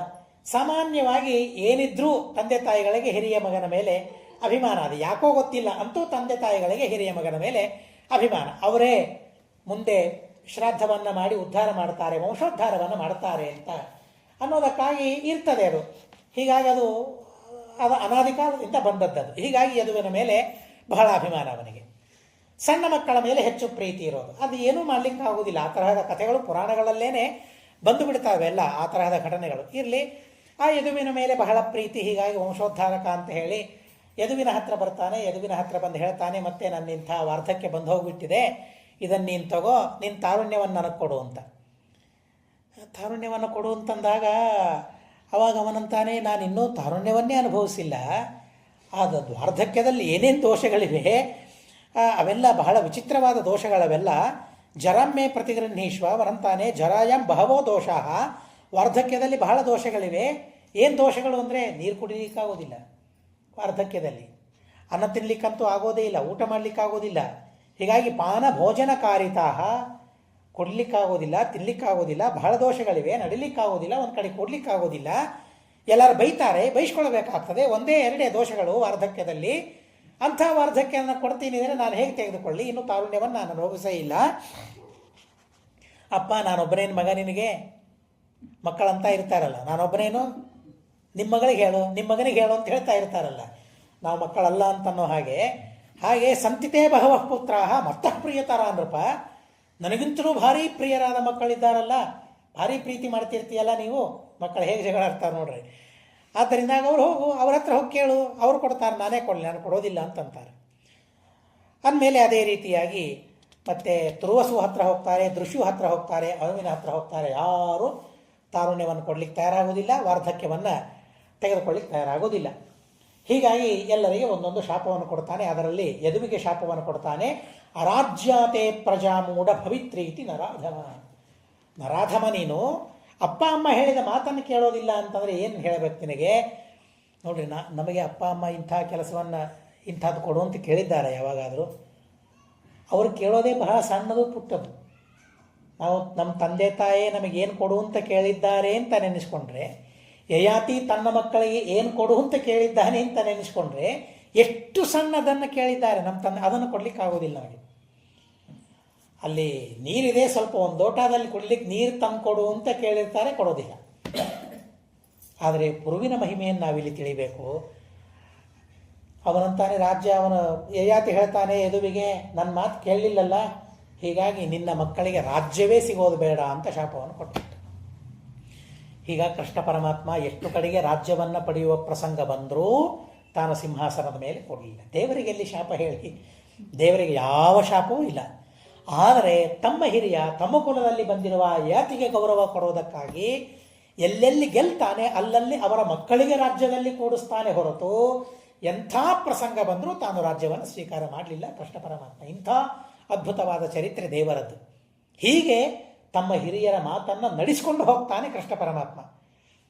ನೋಡ್ರಿ, ನಾವು ಹೇಗೆ ತಂದೆ ತಾಯಿಯರ ಹಿರಿಯರ ಮಾತುಗಳನ್ನು ಕೇಳಬೇಕು, ಕೃಷ್ಣನಂತೆ ನಾವಿರಬೇಕು. ಮಗನಾಗ್ತಾನೆ ಕೃಷ್ಣ. ಯಾಕೆ? ಮಕ್ಕಳಾಗಿ ಹೇಗಿರಬೇಕು ಅಂತ ತೋರಿಸೋದಕ್ಕಾಗಿ ಮಗನಾದದ್ದು ಅಷ್ಟೇ. ಅಣ್ಣನಾಗಿ ಹೇಗಿರಬೇಕು, ಅಣ್ಣನಾಗ್ತಾನೆ. ತಮ್ಮನಾಗಿ ಹೇಗಿರಬೇಕು, ತಮ್ಮನಾಗ್ತಾನೆ. ಅಪ್ಪನಾಗಿ ಹೇಗಿರಬೇಕು, ಅಪ್ಪನಾಗ್ತಾನೆ. ಗಂಡನಾಗಿ ಹೇಗಿರಬೇಕು, ಗಂಡನಾಗ್ತಾನೆ. ಹೆಂಡತಿ ಮಾತ್ರ ಆಗೋದಿಲ್ಲ. ದೇವರು ಹೇಗೆ ಹೆಂಡತಿ ಆಗೋದು? ಆದರೆ ತನ್ನ ಹೆಂಡತಿಗೆ ಆ ಜವಾಬ್ದಾರಿಯನ್ನು ಒಪ್ಪಿಸ್ತಾನೆ. ಹೆಂಡತಿಯಾಗಿ ಹೇಗಿರಬೇಕು ಅಂತ ನೀನು ತೋರಿಸ್ಬೇಕು. ಹೆಣ್ಣು ಮಕ್ಕಳು ಹೇಗಿರಬೇಕು ಅಂತ ದೇವತಾ ಸ್ತ್ರೀಯರು ತೋರಿಸ್ತಾರೆ. ಗಂಡು ಮಕ್ಕಳು ಹೇಗಿರಬೇಕು ಅಂತ ದೇವತೆಗಳು ತೋರಿಸ್ತಾರೆ. ಸ್ವಯಂ ಪರಮಾತ್ಮ ಅದನ್ನು ತೋರಿಸ್ತಾನೆ. ಅದಾದ ಮೇಲೆ ಪೂರ್ವಿನ ಹತ್ರ ಬರ್ತಾನೆ. ಅಪ್ಪ, ಉಳಿದದ್ದೇ ನೀವೊಬ್ಬನು, ನನಗೆ ತಾರುಣ್ಯವನ್ನು ಕೊಡ್ತೀಯ, ವಾರ್ಧಕ್ಯವನ್ನು ತೆಗೆದುಕೊಳ್ತೀಯ ಅಂದಾಗ ಭಾಗವತದಲ್ಲಿ ಆ ಪುರು ಹೇಳುವ ಮಾತುಗಳು ಬಹಳ ಅದ್ಭುತವಾಗಿದೆ. ಅಪ್ಪ, ನಿನ್ನ ಮನಸ್ಸಿನಲ್ಲಿ ಏನಿದೆ ಅಂತ ತಿಳಿದು ನಾನು ಕೆಲಸವನ್ನು ಮಾಡಬೇಕು, ಏನಿದೆ ಅಂತ ತಿಳಿದು ಕೆಲಸಗಳನ್ನು ಮಾಡಬೇಕು. ಹೀಗಾಗಿ ನೀನು ಹೇಳಿದ ಮೇಲೂ ನಾನು ಕೆಲಸ ಮಾಡಲಿಲ್ಲ ಅಂತಂದರೆ ಬಹಳ ಅಪರಾಧ ನನ್ನಿಂದ ಆಗಿಬಿಡುತ್ತದೆ. ಆದ್ದರಿಂದಾಗಿ ಅಲ್ಲಿ ಒಂದು ಮಾತು ಹೇಳ್ತಾನೆ, ಉತ್ತಮ ಚಿಂತಿತಂ ಕುರ್ಯ. ಉತ್ತಮ ಮಗ ಯಾರು ಅಂದರೆ ತಂದೆಯ ಮನಸ್ಸನ್ನು ತಿಳಿದುಕೊಂಡು ಆ ಕೆಲಸವನ್ನು ಮಾಡುವವನು ಉತ್ತಮ ಮಗ ಅಂತ ಹೇಳ್ತಾರೆ. ಉತ್ತಮ ಚಿಂತಿತಂ ಕುರ್ಯ. ಪ್ರೋಕ್ತಕಾರೀತು ಮಧ್ಯಮ. ತಂದೆ ತಾಯಿ ಹೇಳಿದ ಮೇಲೆ ಕೆಲಸ ಮಾಡುವವನು ಅವನು ಉತ್ತಮ ಅಲ್ಲ, ಅವನು ಮಧ್ಯಮ. ನಾವೇ ಉತ್ತಮ ಅಂತ ತಿಳ್ಕೊಂಡಿರ್ತೇವೆ. ಅಪ್ಪ ಅಮ್ಮ ಹೇಳಿದ ಕೆಲಸವನ್ನು ನಾನೆಲ್ಲ ಮಾಡಿದ್ದೇನೆ, ಹೀಗಾಗಿ ನಾನು ಒಂದು ಮಾಡಿದರೆ ಎಲ್ಲ ಮಾಡಿದ್ದೇನೆ ಅಂತ ನಾವು ಭ್ರಮಿಸಿಬಿಟ್ಟಿರ್ತೇವೆ. ನಾನೇ ದೊಡ್ಡವನು ಅಂತ ತಿಳಿದಿರ್ತೇವೆ. ಆದರೆ ಅಪ್ಪ ಅಮ್ಮ ಹೇಳಿದ ಮೇಲೆ, ದೊಡ್ಡವರು ಹೇಳಿದ ಮೇಲೆ ಮಾಡಿದರೆ ಅವರು ಉತ್ತಮರಲ್ಲ, ಅವರು ಮಧ್ಯಮರವರು. ಅಧಮಃ ಅಶ್ರದ್ಧೆಯ ಕುರ್ಯಾತ್. ಅಪ್ಪ ಅಮ್ಮ ಹೇಳಿದ್ದಾರೆ, ಹೇಳಿದ ಮೇಲೆ ಮಾಡಿದ್ದಾರೆ, ಆದರೆ ಶ್ರದ್ಧೆಯಿಂದ ಮಾಡಿಲ್ಲ, ಅಶ್ರದ್ಧೆಯಿಂದ ಮಾಡಿದ್ದಾರೆ, ಅವರು ಅಧಮ ಅಂತ ಹೇಳ್ತಾರೆ. ಮಾಡಿದ್ದಾರಲ್ಲ ಅದಕ್ಕೆ ಅಧಮ ಅಂತ ಹೇಳ್ತಾರೆ. ಆದರೆ ಮಾಡದೇ ಇದ್ದವರು ಯಾರು ಅಂತಂದರೆ ಅಕರ್ತ ಉಚ್ಚರಿತಂ ಪಿತುಹು. ಅವರು ಮಲಮೂತ್ರ ಇದ್ದಂತೆ ಮಕ್ಕಳಲ್ಲ ಅಂತ ಹೇಳ್ತಾರೆ. ಸ್ವಯಂಪೂರ್ವ ಈ ಮಾತನ್ನೇ ಹೇಳ್ತಾನೆ. ಅಪ್ಪ ನನ್ನ ಮಗ, ಈ ದೇಹವನ್ನು ಕೊಟ್ಟದ್ದು ನೀನು, ಈ ದೇಹದಲ್ಲಿ ತಾರುಣ್ಯ ಇದೆಯಲ್ಲ, ಇದು ನನ್ನದಲ್ಲ, ಇದು ಈ ತಾರುಣ್ಯ ನಿನ್ನದು. ನೀನು ನನ್ನನ್ನು ಹಡೆದದ್ದಕ್ಕಾಗಿ ಈ ದೇಹ ಇದೆ, ಈ ತಾರುಣ್ಯ ಇದೆ, ಇದು ನಿನ್ನದಪ್ಪ. ಏನು ಪುರುವಿನ ಆಲೋಚನೆ ನೋಡಿ. ಹೀಗಾಗಿ ಪುರು ತನ್ನ ತಂದೆಗೆ ಸರ್ವಸ್ವವನ್ನು, ತನ್ನ ತಾರುಣ್ಯವನ್ನು ಸಮರ್ಪಣೆ ಮಾಡಿದ. 1,000 ವರ್ಷ ಬೇಕು ಅಂತ ಕೇಳಿದ್ದ ತಾರುಣ್ಯ. 1,000 ವರ್ಷ ಅಲ್ಲ, ನಿನಗೆ ಬೇಕಾದಷ್ಟು ದಿವಸಗಳ ತನಕ ನೀನು ಅದನ್ನು ಇಟ್ಕೊ, ನೀನಾಗಿಯೇ ಕೊಟ್ಟಾಗ ನಾನು ತೆಗೆದುಕೊಳ್ತೇನೆ. ನಾನೆಂದಿಗೂ ಆ ತಾರುಣ್ಯ. ಎಂಥ ವೈರಾಗ್ಯ ನೋಡಿ ಆ ಮಗನಿಗೆ, ಪುರುವಿಗೆ. ಹೀಗಾಗಿ ಆ ಪುರುವಿನ ವಂಶದಲ್ಲಿ ಬಂದವರೇ ಮುಂದೆ ಪಾಂಡವರು ಅಂತ ಹೇಳ್ತಾರೆ. ಒಂದು ಚಕ್ರವರ್ತಿ ಆಗ್ತಾನೆ ಪುರು ಅಂತ ಅನ್ನೋದನ್ನು ತಿಳಿಸ್ತಾರೆ.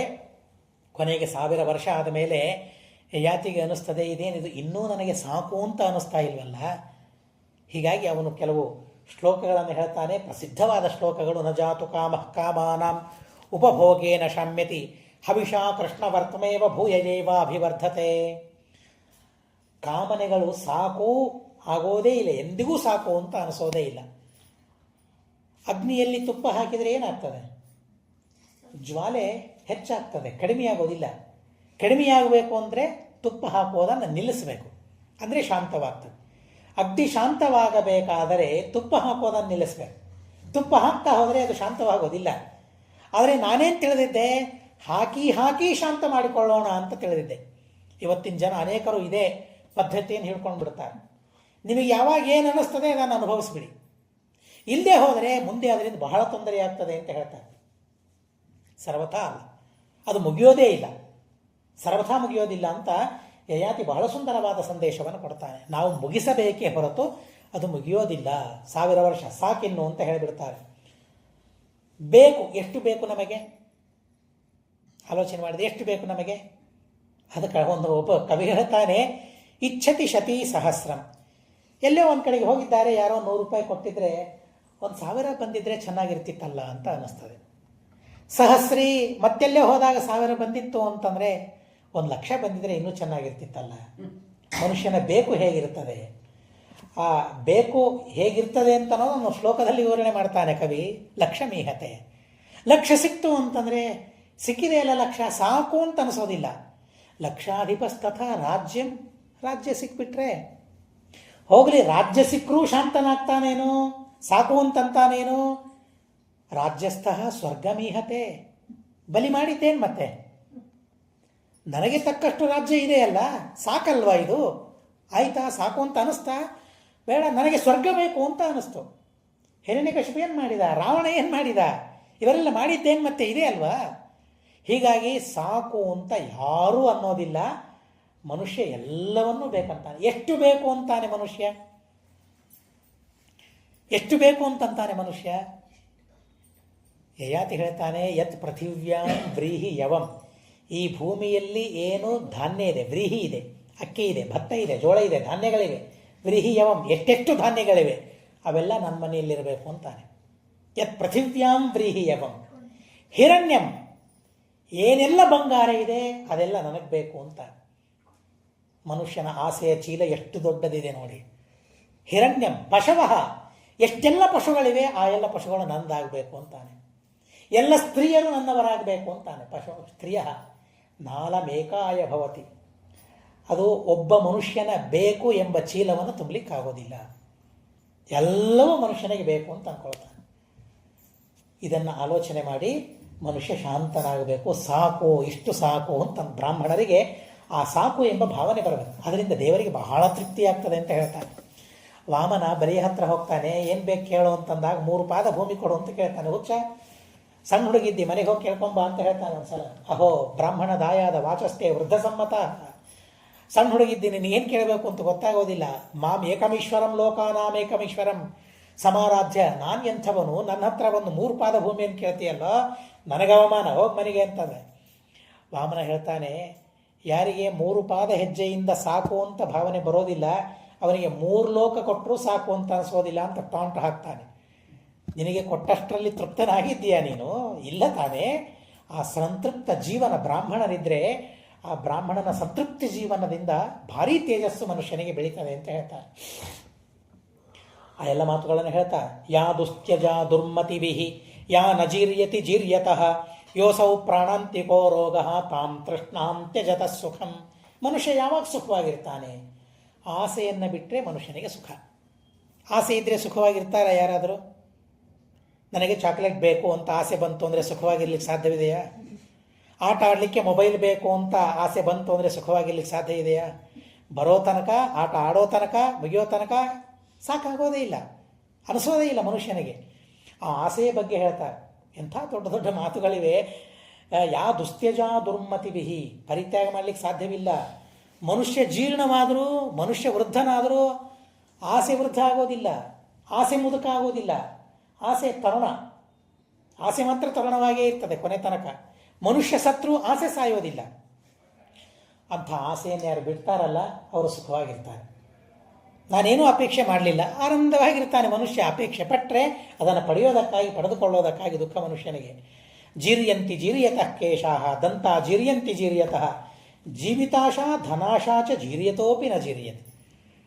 ಕೂದಲು ಜೀರ್ಣವಾಗ್ತದೆ, ಕಪ್ಪು ಕೂದಲು ಬಿಳಿಯಾಗ್ತದೆ, ಚರ್ಮ ಸುಕ್ಕುಗಟ್ಟದೆ. ಆದರೆ ಆಸೆ ಸುಕ್ಕುಗಟ್ಟೋದಿಲ್ಲ, ಆಸೆ ಬಿಳಿಯಾಗೋದಿಲ್ಲ. ಆಸೆಯ ಬಣ್ಣ ಕಪ್ಪಾಗೇನೇ ಇರ್ತದೆ ಕೂದಲಿನ ಹಾಗೆ. ಆಸೆ ಮಾತ್ರ ಜೀರ್ಣವಾಗೋದಿಲ್ಲ ಅಂತ ಹೇಳ್ತಾರೆ. ಹೀಗಾಗಿ ಆಸೆಯನ್ನು ಬಿಟ್ಟು ಬಿಡಬೇಕು. ಎಚ್ಚ ಕಾಮ ಸುಖಂ ಲೋಕೆ ಎಚ್ಚ ದಿವ್ಯಂ ಮಹತ್ ಸುಖಂ ತೃಷ್ಣಕ್ಷಯ ಸುಖಸ್ಯೈತೆ ನರಹತ ಷೋಡಶೀಂ ಕಲಂ. ಆಸೆಯನ್ನು ಬಿಟ್ಟಾಗ ಏನು ಆನಂದ ಆಗ್ತದಲ್ಲ, ಆ ಆನಂದ ಒಂದು ಸಲ ಅನುಭವಿಸ್ಬೇಕು. ಇನ್ನು ಕಾಮದಿಂದ ಆಗುವ ಸುಖ ಏನಿದೆಯಲ್ಲ, ಆ ಸುಖವನ್ನು ಅನುಭವಿಸಿದ್ದೇವೆ ನಾವು.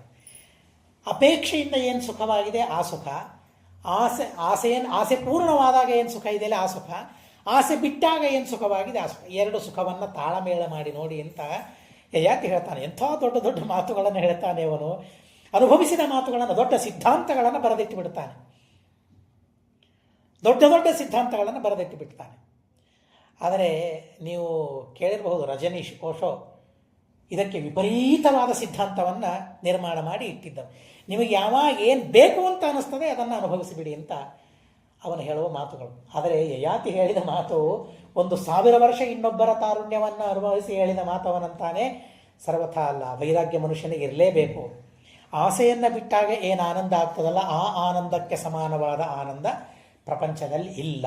ಒಂದು ಸಲ ಅದನ್ನು ಅನುಭವಿಸಿ ನೋಡಿ ಆನಂದವನ್ನು ಅಂತ ಹೇಳ್ತಾರೆ. ಅನ್ನಿಸ್ತದಲ್ಲ ನಮಗೂ, ಏನೋ ಬಿಟ್ವಿ, ಬಿಟ್ಟಾಗ ಏನು ಆನಂದ. ಮಕ್ಕಳಿಗೆ ಅನ್ನಿಸ್ತದೆ, ಅವ್ರಿಗೊಂದು ಸ್ವಲ್ಪ ಕೊಡು ಅಂತಂದಾಗ ಕೊಟ್ಬಿಡ್ತಾರೆ ತಿನ್ನಲಿಕ್ಕೆ. ನಿನಗೊಬ್ಬನಿಗೆ ಅಲ್ಲ, ಅವನಿಗೂ ಕೊಡು ಅಂದಾಗ ಕೊಡ್ತಾರೆ, ಆನಂದ ಆಗ್ತದೆ. ಆ ಮಕ್ಕಳ ಕಣ್ಣಿನಲ್ಲಿ ಆನಂದವನ್ನು ನೋಡಬೇಕು. ಎಷ್ಟು ಆನಂದ ಅನುಭವಿಸಿರ್ತಾರೆ, ನಾನು ಕೊಟ್ಟೆ ಅಂತ ಆನಂದ.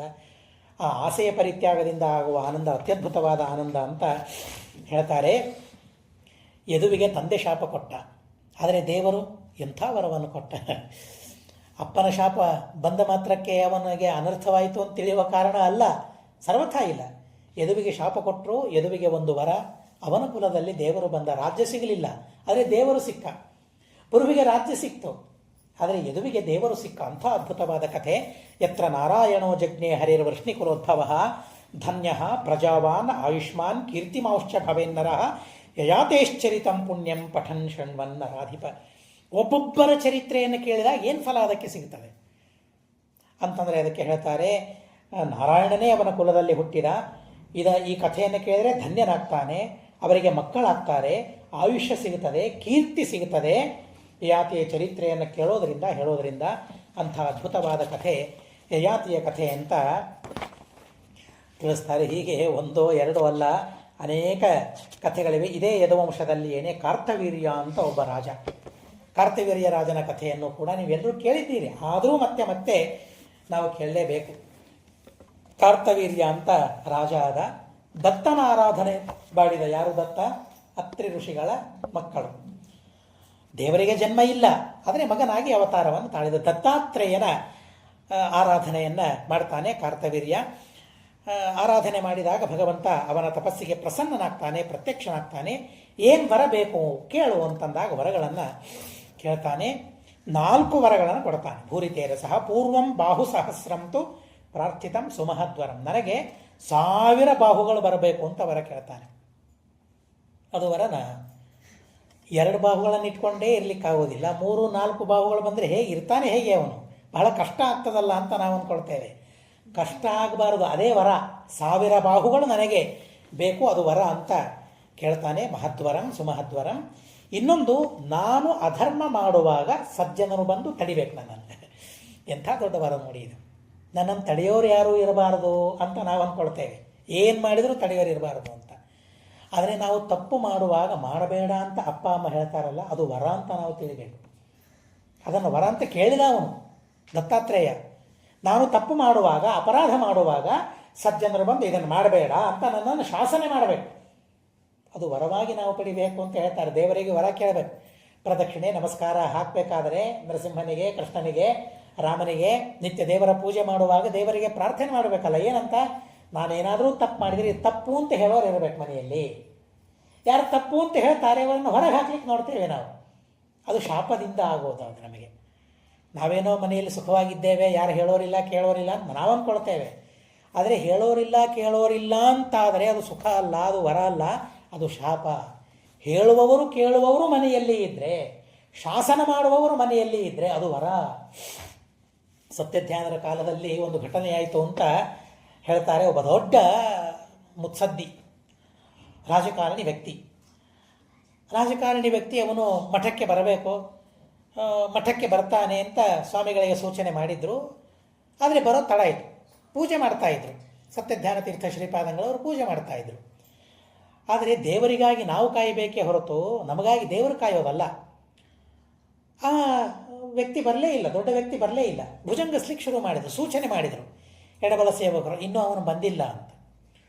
ಅದು ತಿಳಿದ ಮೇಲೂ ಭುಜಂಗಿಸಿಬಿಟ್ರು. ಭುಜಂಗಿಸಿದ ಮೇಲೆ ಆ ವ್ಯಕ್ತಿ ಬಂದ. ರಾಜನಂತೆ ಇರುವ ಒಬ್ಬ ವ್ಯಕ್ತಿ ಅವನು ಬರ್ತಾನೆ. ಬಂದಾಗ ಭುಜಂಗಿಸಿಬಿಟ್ಟಿದ್ದಾರೆ. ಮನಸ್ಸಿನಲ್ಲಿ ಸ್ವಲ್ಪ ಬೇಸರವಾಯಿತು.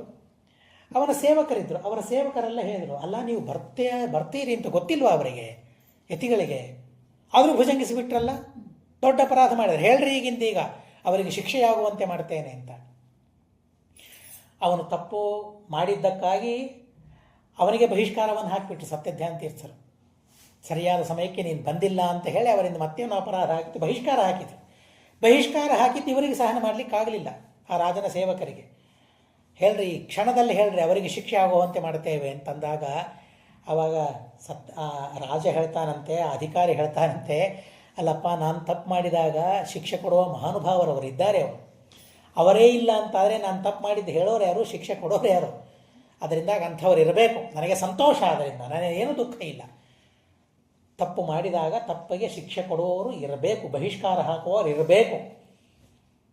ಬಹಳ ದೊಡ್ಡದಾದ ಮಾತನ್ನು ಹೇಳ್ತಾರೆ. ಹೀಗಾಗಿ ಅದನ್ನು ವರವಾಗಿ ಪಡೆದುಕೊಂಡಂತೆ ನಾನು ತಪ್ಪು ಮಾಡಿದರೆ ನಿವಾರಣೆ ಮಾಡುವವರು ಇರಬೇಕು ಅಂತ ಹೇಳ್ತಾರೆ. ನನ್ನ ತೇಜಸ್ಸಿನಿಂದ ಇಡೀ ಪೃಥ್ವಿಯನ್ನು ಗೆಲ್ಲಬೇಕು, ಧರ್ಮದಿಂದ ಎಲ್ಲ ಜನರನ್ನು ನಾನು ಸಂತೋಷಪಡಿಸ್ಬೇಕು. ನಾನು ಇದು 3ನೇ ವರ. ರಾಜ ಕೇಳಬೇಕಾದ ವರ. ನಾನು ರಾಜ, ಬರೀ ರಾಜ್ಯವನ್ನು ಪಡೆಯೋದು, ಸಿಂಹಾಸನದ ಮೇಲೆ ಕೂಡೋದು ಮಾತ್ರ ನನ್ನ ಕೆಲಸ ಅಲ್ಲ. ಸಿಂಹಾಸನದ ಮೇಲೆ ಕೂತು ಎಲ್ಲ ಜನರು ಸುಖವಾಗಿರುವಂತೆ ನಾನು ನೋಡಿಕೊಳ್ಬೇಕು. ಆ ವರವನ್ನು ನೀವು ಕೊಡಬೇಕು ಅಂತ ಕೇಳಿಕೊಳ್ತಾರೆ. ಸಂಗ್ರಾಮೇ ವರ್ತಮಾನಸ್ಯ ವಧಂ ಚಾಪ್ಯಧಿಕಾ ದ್ರಣೆ. ನಾನು ಯುದ್ಧ ಮಾಡಬೇಕಾದರೆ, ನಾನು ಭಾರೀ ತಪ್ಪು ಮಾಡಿದರೆ ನನಗಿಂತಲೂ ದೊಡ್ಡವರು ಬಂದು ನನ್ನನ್ನು ಸಂಹಾರ ಮಾಡಬೇಕು ಅಂತ ತನ್ನ ಮರಣವನ್ನೂ ವರವಾಗಿ ಕೇಳಿಕೊಳ್ತಾನೆ. ಯಾರ ಕೈಯಲ್ಲೋ ನಾನು ಸಾಯೋದಲ್ಲ, ನನಗಿಂತಲೂ ದೊಡ್ಡವರು ನಮ್ಮನ್ನು ಸಂಹಾರ ಮಾಡಬೇಕು ಅಂತ ಹೀಗೆ 4 ವರವನ್ನು ಕೇಳಿಕೊಳ್ತಾನೆ. ಸಹಸ್ರ ಬಾಹುಗಳನ್ನು ಯಾಕೆ ಕೇಳಿದ ಅಂದರೆ ರಾಜನ ಕರ್ತವ್ಯ ಅದು. ಏನು? ಯುದ್ಧ ಮಾಡೋದು, ಶತ್ರುಗಳನ್ನು ನಿಗ್ರಹ ಮಾಡೋದು ರಾಜನ ಕರ್ತವ್ಯ. ಬಾಹುಗಳಿಂದ ಹುಟ್ಟಿದವನು, ಪರಮಾತ್ಮನ ಬಾಹುಗಳಿಂದ ಹುಟ್ಟಿದವನು ಕ್ಷತ್ರಿಯ. ಹೀಗಾಗಿ ಬಾಹುವಿನ ಕಾರ್ಯವನ್ನು ಅವನು ಮಾಡಬೇಕು. ಪಾಲನವನ್ನು ಮಾಡಬೇಕು. ಹೀಗಾಗಿ ನನ್ನ ಸ್ವಧರ್ಮವನ್ನು ಪಾಲನೆ ಮಾಡೋದಕ್ಕಾಗಿ ನನಗೆ 1000 ಕೈಗಳು ಬೇಕು. ಹೀಗಾಗಿ ಯಾವಾಗಲೂ 1000 ಕೈ ಇರ್ತಾ ಇರಲಿಲ್ಲ ಅವನಿಗೆ. ನಮಗೆ ಊಟ ಮಾಡಲಿಕ್ಕೆ 1000 ಕೈ ಕೊಟ್ಟರೆ ಬಹಳ ಚೆನ್ನಾಗಿರ್ತಿತ್ತು. ಸಂಪಾದನೆ ಮಾಡಲಿಕ್ಕೆ ದೇವರು ಒಂದೇ ಕೈ ಕೊಟ್ಟಿದ್ದಾನೆ, 2 ಕೊಟ್ಟಿದ್ದಾನೆ. ಸಂಪಾದನೆ ಮಾಡಲಿಕ್ಕೆ 1000 ಕೈ ಕೊಟ್ಟಿದ್ರೆ ಅಲ್ಲ, ಧರ್ಮ ಮಾಡೋದಕ್ಕಾಗಿ 1000 ಕೈಗಳು ಬೇಕು. ವಿದ್ಯಾಧೀಶ ವಿಜಯವನ್ನು ನಾನು ಬರಬೇಕಾದ್ರೆ ಸುಮ್ಮನೆ ಅದನ್ನು ಒಂದು ಲೇಖನ ಬರೆಯೋದಕ್ಕಾಗಿ ಓದ್ತಾ ಇದ್ದೆ. ವಿದ್ಯಾಧೀಶ ತೀರ್ಥ ಶ್ರೀಪಾದಂಗಳವರು ಪೂಜೆ ಮಾಡ್ತಾ ಇದ್ದರೆ ಜನರು ಅಂದುಕೊಳ್ತಾ ಇದ್ದರಂತೆ, ಇವರಿಗೆ 2 ಕಣ್ಣು ಸಾಕಾಗೋದಿಲ್ಲ, ನನಗೆ 1000 ಕಣ್ಣು ಬೇಕು ಅನ್ನೋ ಪ್ರಾರ್ಥನೆಯನ್ನು ವಿದ್ಯಾಧೀಶ ತೀರ್ಥ ಶ್ರೀಪಾದಂಗಳು ಮಾಡ್ತಾ ಇರುವಂತೆ, ಇನ್ನು ಪೂಜೆ ಮಾಡೋದಕ್ಕಾಗಿ 2 ಕೈಗಳು ಸಾಕೋಗಿಲ್ಲ, 1000 ಕೈಗಳು ಬೇಕು ಅನ್ನೋದನ್ನು ಪ್ರಾರ್ಥನೆ ಮಾಡ್ತಾ ಇರುವಂತೆ ಆ ಪೂಜೆಯನ್ನು ನೋಡುವ ಜನರಿಗೆ ಅನ್ನಿಸ್ತಾ ಇತ್ತಂತೆ. ಬಹಳ ಅದ್ಭುತವಾದ ರೀತಿಯಲ್ಲಿ ಹೇಳ್ತಾರೆ. 2 ಕೈಯಿಂದ ನಮಗೆ 1000 ಕೈ ಕೊಟ್ಟರೆ ಯಾವ ರೀತಿಯಾಗಿ ಪೂಜೆ ಮಾಡಲಿಕ್ಕೆ ಸಾಧ್ಯವಿಲ್ಲ. 2 ಕೈಗಳಿಂದ 1000 ಕೈಗಳಿಂದ ಮಾಡುವಷ್ಟು ಪೂಜೆಯನ್ನು ವಿದ್ಯಾಧೀಶರು ಮಾಡ್ತಾ ಇದ್ದಂತೆ. 1000 ಕಣ್ಣುಗಳನ್ನು ಕೊಟ್ಟರೆ ದೇವರನ್ನು ಹಾಗೆ ನೋಡಲಿಕ್ಕೆ ಆಗೋದಿಲ್ಲ. 2 ಕಣ್ಣುಗಳಿಂದ ಹಾಗೆ ದೇವರನ್ನು ಸಂದರ್ಶನ ಮಾಡಿಕೊಳ್ತಾ ಇದ್ದರಂತೆ ವಿದ್ಯಾಧೀಶ ತೀರ್ಥ ಶ್ರೀಪಾದಂಗಳವರು. ವಿದ್ಯಾಧೀಶ ವಿಜಯ ಕಾವ್ಯದಲ್ಲಿ ಆ ರೀತಿಯಾಗಿ ಬರ್ತದೆ.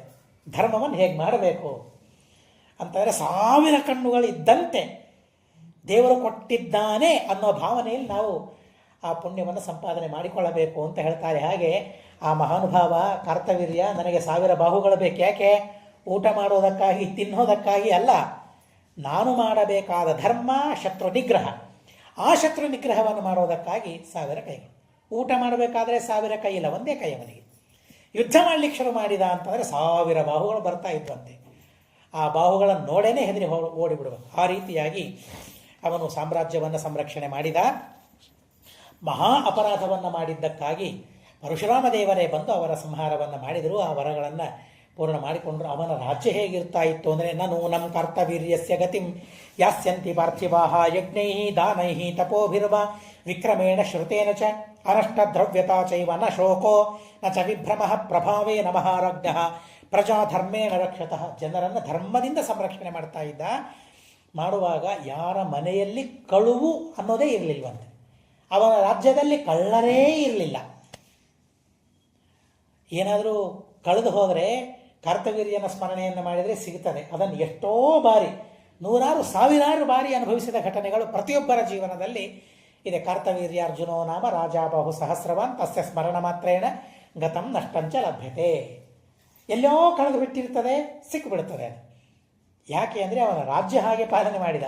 ಕಳ್ಳತನವೇ ಇಲ್ಲದ ರಾಜ್ಯ, ಸುಳ್ಳುತನ ಇಲ್ಲದ ರಾಜ್ಯ, ಅಧರ್ಮವಿಲ್ಲದ ರಾಜ್ಯ.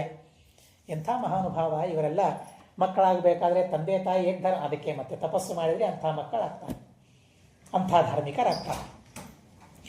85 ಸಹಸ್ರಾಣಿ ವರ್ಷಾಣಾಂ ವೈ ನರಾಧಿಪಃ ಸಸರ್ವರತ್ನಭಾಗ್ ಸಮ್ರಾಟ್ ಚಕ್ರವರ್ತಿ ಬಭೂವಃ ಸರೇವ ವೃಷ್ಟ್ಯಾಂ ಪರ್ಜನ್ಯಃ ಯೋಗಿತ್ವಾದರ್ಜುನೋಭವತ.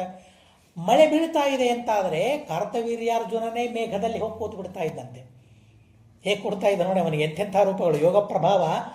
ಆ ಮೇಘದಲ್ಲಿ ತಾನೇ ಇರ್ತಾ ಇದ್ದ. ಮೇಘದಲ್ಲಿ ತಾನಿದ್ದು ಎಷ್ಟು ಬೇಕೋ ಅಷ್ಟೇ ಮಳೆ ತನ್ನ ರಾಜ್ಯದಲ್ಲಾಗುವ ಹಾಗೆ ನೋಡಿಕೊಳ್ತಾ ಇದ್ದ.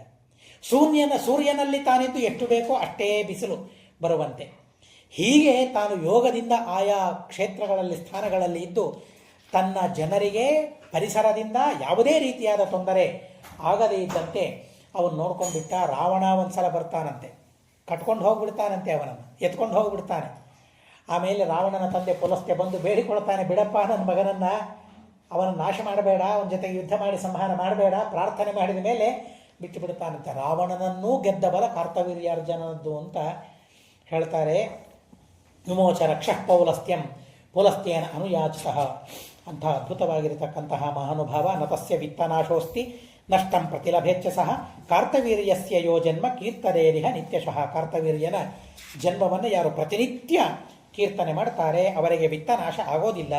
ಏನೇನು ಕಳ್ಕೊಂಡಿರ್ತಾರೆ, ಕಳೆದುಕೊಂಡದ್ದೆಲ್ಲವನ್ನು ಮತ್ತೆ ಅವರು ಪುನಃ ಪಡಿತಾರೆ ಅಂತ ಹೇಳ್ತಾರೆ. ಹೀಗೆ ಹೇಳ್ತಾ ಇನ್ನು ಕ್ರಮವಾಗಿ ಇನ್ನು ಪರಮಾತ್ಮನ ಜನ್ಮವನ್ನು ಹೇಳಬೇಕು ಅಂತನ್ನೋ ಉದ್ದೇಶದಿಂದ ಭೂಮಿಯ ಭಾರದ ವಿಚಾರವನ್ನೆಲ್ಲ ತಿಳಿಸ್ತಾರೆ. ದೈತ್ಯರೆಲ್ಲ ಬಹಳ ಆಗಿದ್ದಾರೆ, ಭೂಮಿಗೆ ಬಹಳ ಭಾರವಾಗಿದೆ. ಯಾಕೆ ಭಾರ ಭೂಮಿಗೆ ಆಗ್ತದೆ ಅಂತಂದರೆ, ಮಾತು ಕೇಳದ ಜನ ಇದ್ದರೆ ಭಾರವಾಗ್ತದೆ. ವಿಷ್ಣುದ್ವೇಷಿಗಳು ಬೆಳೆದರೆ ಭಾರವಾಗ್ತದೆ ಭೂಮಿಗೆ. ನಾವು ಸ್ವಲ್ಪ ಹಿಂದಿನ ಜನರನ್ನು ಆಲೋಚನೆ ಮಾಡಿದರೆ ಮನೆಯಲ್ಲಿ 10 ಜನ ಮಕ್ಕಳಿರ್ತಾ ಇದ್ರು, 10 ಜನ ಮಕ್ಕಳಿರ್ತಾ ಇದ್ರು. ಆದರೆ ತಾಯಿಗೆ ಭಾರ ಅಂತ ಅನಿಸ್ತಿತ್ತೇ ಇಲ್ಲ. ಆದರೆ ಯಾಕೆ ಭಾರ ಅನಿಸೋದಿಲ್ಲ? ಎಲ್ಲ ಮಾತು ಕೇಳೋ ಮಕ್ಕಳು. ಮಾತು ಕೇಳದ ಒಬ್ಬ ಮಗ ಇದ್ದರೆ ಮಾತ್ರ ಎಷ್ಟು ಭಾರ ಅಂತ ಅನಿಸ್ತದೆ, ಎಷ್ಟು ಭಾರ ಅಂತ ಅನಿಸ್ತದೆ, ಬೇಡಪ್ಪ ಬೇಡ ಅಂತ ಅನಿಸ್ತದೆ. ಹಾಗೆ ಆಗ್ತದಲ್ಲ, ಹಾಗೆ ವಿಷ್ಣುದ್ವೇಷಿಗಳಾದ ಮಕ್ಕಳಿದ್ರೆ ಭೂಮಿಗೆ ಬೇಡ ಅಂತ ಆಗಿಬಿಡ್ತದೆ.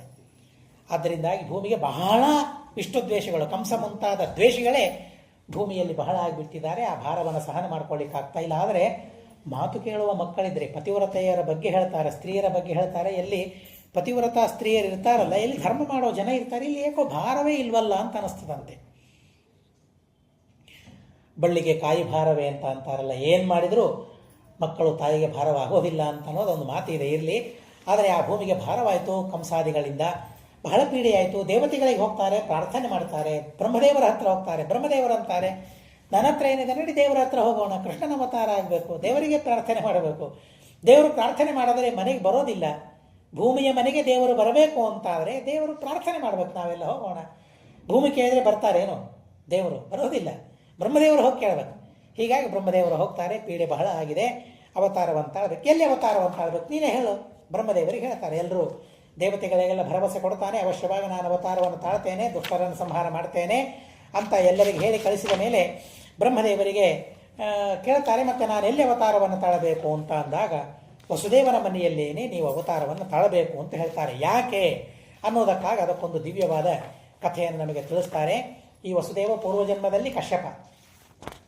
ಆ ಕಶ್ಯಪರಾಗಿದ್ದಾಗ ಅವರೊಂದು ದೊಡ್ಡ ಯಜ್ಞವನ್ನು ಮಾಡಬೇಕು ಅಂತ ಸಂಕಲ್ಪವನ್ನು ಮಾಡಿಕೊಂಡಿರ್ತಾರೆ.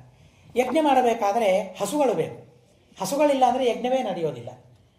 ಇವತ್ತು ನಮಗೆ ಹಸುಗಳು ಬೇಕಾಗಿಲ್ಲ, ನಂದಿನಿ ಇದ್ದರೆ ಸಾಕು, ಯಜ್ಞ ಆಗಿ ಹೋಗ್ಬಿಡ್ತದೆ, ಎಲ್ಲ ಆಗಿ ಹೋಗ್ಬಿಡ್ತದೆ ನಮಗೆ. ಇನ್ನೂ ಕೆಲವು ಮನೆಗಳಲ್ಲಂತೂ ಅದೂ ಅಲ್ಲ, ಹೋಮದ ತುಪ್ಪ ಬೇರೆ ಇರ್ತದೆ, ತಿನ್ನುವ ತುಪ್ಪ ಬೇರೆ ಇರ್ತದೆ. ಅಂಥ ತುಪ್ಪದಿಂದ ಏನೇನೂ ಆಗೋದಿಲ್ಲ, ವ್ಯರ್ಥ ಅಂದರೆ ಪೂರ್ಣ ವ್ಯರ್ಥ. ಅದರಿಂದ ಆ ಹೋಮದ ಹೊಗೆ ಅದೇ ಮೇಘವಾಗೋದು, ಅದರಿಂದಲೇ ನಮಗೆ ಮಳೆ ಸಿಗೋದು. ಪುರಾಣಗಳಲ್ಲಿ ಕೆಲವು ಕಡೆಗೆ ಬರ್ತವೆ, ನಾರದ ಪುರಾಣದಲ್ಲಿ ಒಂದು ಕಡೆಗೆ ಬರ್ತದೆ, ಒಬ್ಬ ರಾಜ ದಂಪತಿಗಳು ಮಕ್ಕಳೇ ಆಗಿರೋದಿಲ್ಲ, ವೃದ್ಧರಾಗಿ ಬಿಡ್ತಾರೆ. ಇನ್ನೇನು ರಾಜ್ಯದಲ್ಲಿದ್ದು ಬೇಡ, ವನವಾಸಕ್ಕೆ ಹೋಗೋಣ ಅಂತ ಒಬ್ಬ ಋಷಿಗಳ ಆಶ್ರಮಕ್ಕೆ ಹೋಗ್ತಾರೆ. ಋಷಿಗಳ ಆಶ್ರಮಕ್ಕೆ ಹೋದಾಗ ಅಲ್ಲಿ ಯಜ್ಞವನ್ನು ಮಾಡ್ತಿರ್ತಾರೆ. ಆ ಹೋಮವನ್ನು ಆಘ್ರಾಣನ ಮಾಡಿಬಿಡ್ತಾರೆ. ಮಾಡಿದಾಗ ಹೆಂಡತಿ ಗರ್ಭಿಣಿಯಾಗಿ ಬಿಡ್ತಾಳಂತೆ. ಎಂಥೆಂಥ ದಿವ್ಯವಾದ ಧೂಮಗಳಿವೆ. ಸ್ವಲ್ಪ ನಾವು ಆ ಚರಕ ಸಂಹಿತಾ ಮುಂತಾದ ಗ್ರಂಥಗಳನ್ನು ಓದಿದರೆ ಯಾವ ಯಾವ ಹೊಗೆಯನ್ನು ತೆಗೆದುಕೊಂಡ್ರೆ ಯಾವ ಯಾವ ರೋಗಗಳ ನಿವಾರಣೆಯಾಗ್ತದೆ. ಧೂಮಪಾನವನ್ನು ಔಷಧ ಹೇಳಿದ್ದಾರೆ. ಇವತ್ತಿನ ಧೂಮಪಾನ ಅಲ್ಲ, ಅದಲ್ಲ, ಮಹಾ ನಿಷಿದ್ಧ, ಅದು ಅನಾರೋಗ್ಯಕ್ಕೆ ಕಾರಣ. ಅದು ತೆಳಗೆ ಬರೆದು ಬಿಟ್ಟಿರ್ತಾರೆ, ಬೇಡ ಅಂತ ಮಾಡಬೇಡಿ, ಕ್ಯಾನ್ಸರ್ ಆಗ್ತದೆ ಅಂತ ಬರೆದಿರ್ತಾರೆ, ಆದರೂ ತೆಗೆದುಕೊಳ್ತಾ ಇರ್ತಾರೆ. ಆದರೆ ಅದಲ್ಲ, ಔಷಧ. ಧೂಮಗಳು ಕೆಲವು ಇರ್ತವೆ.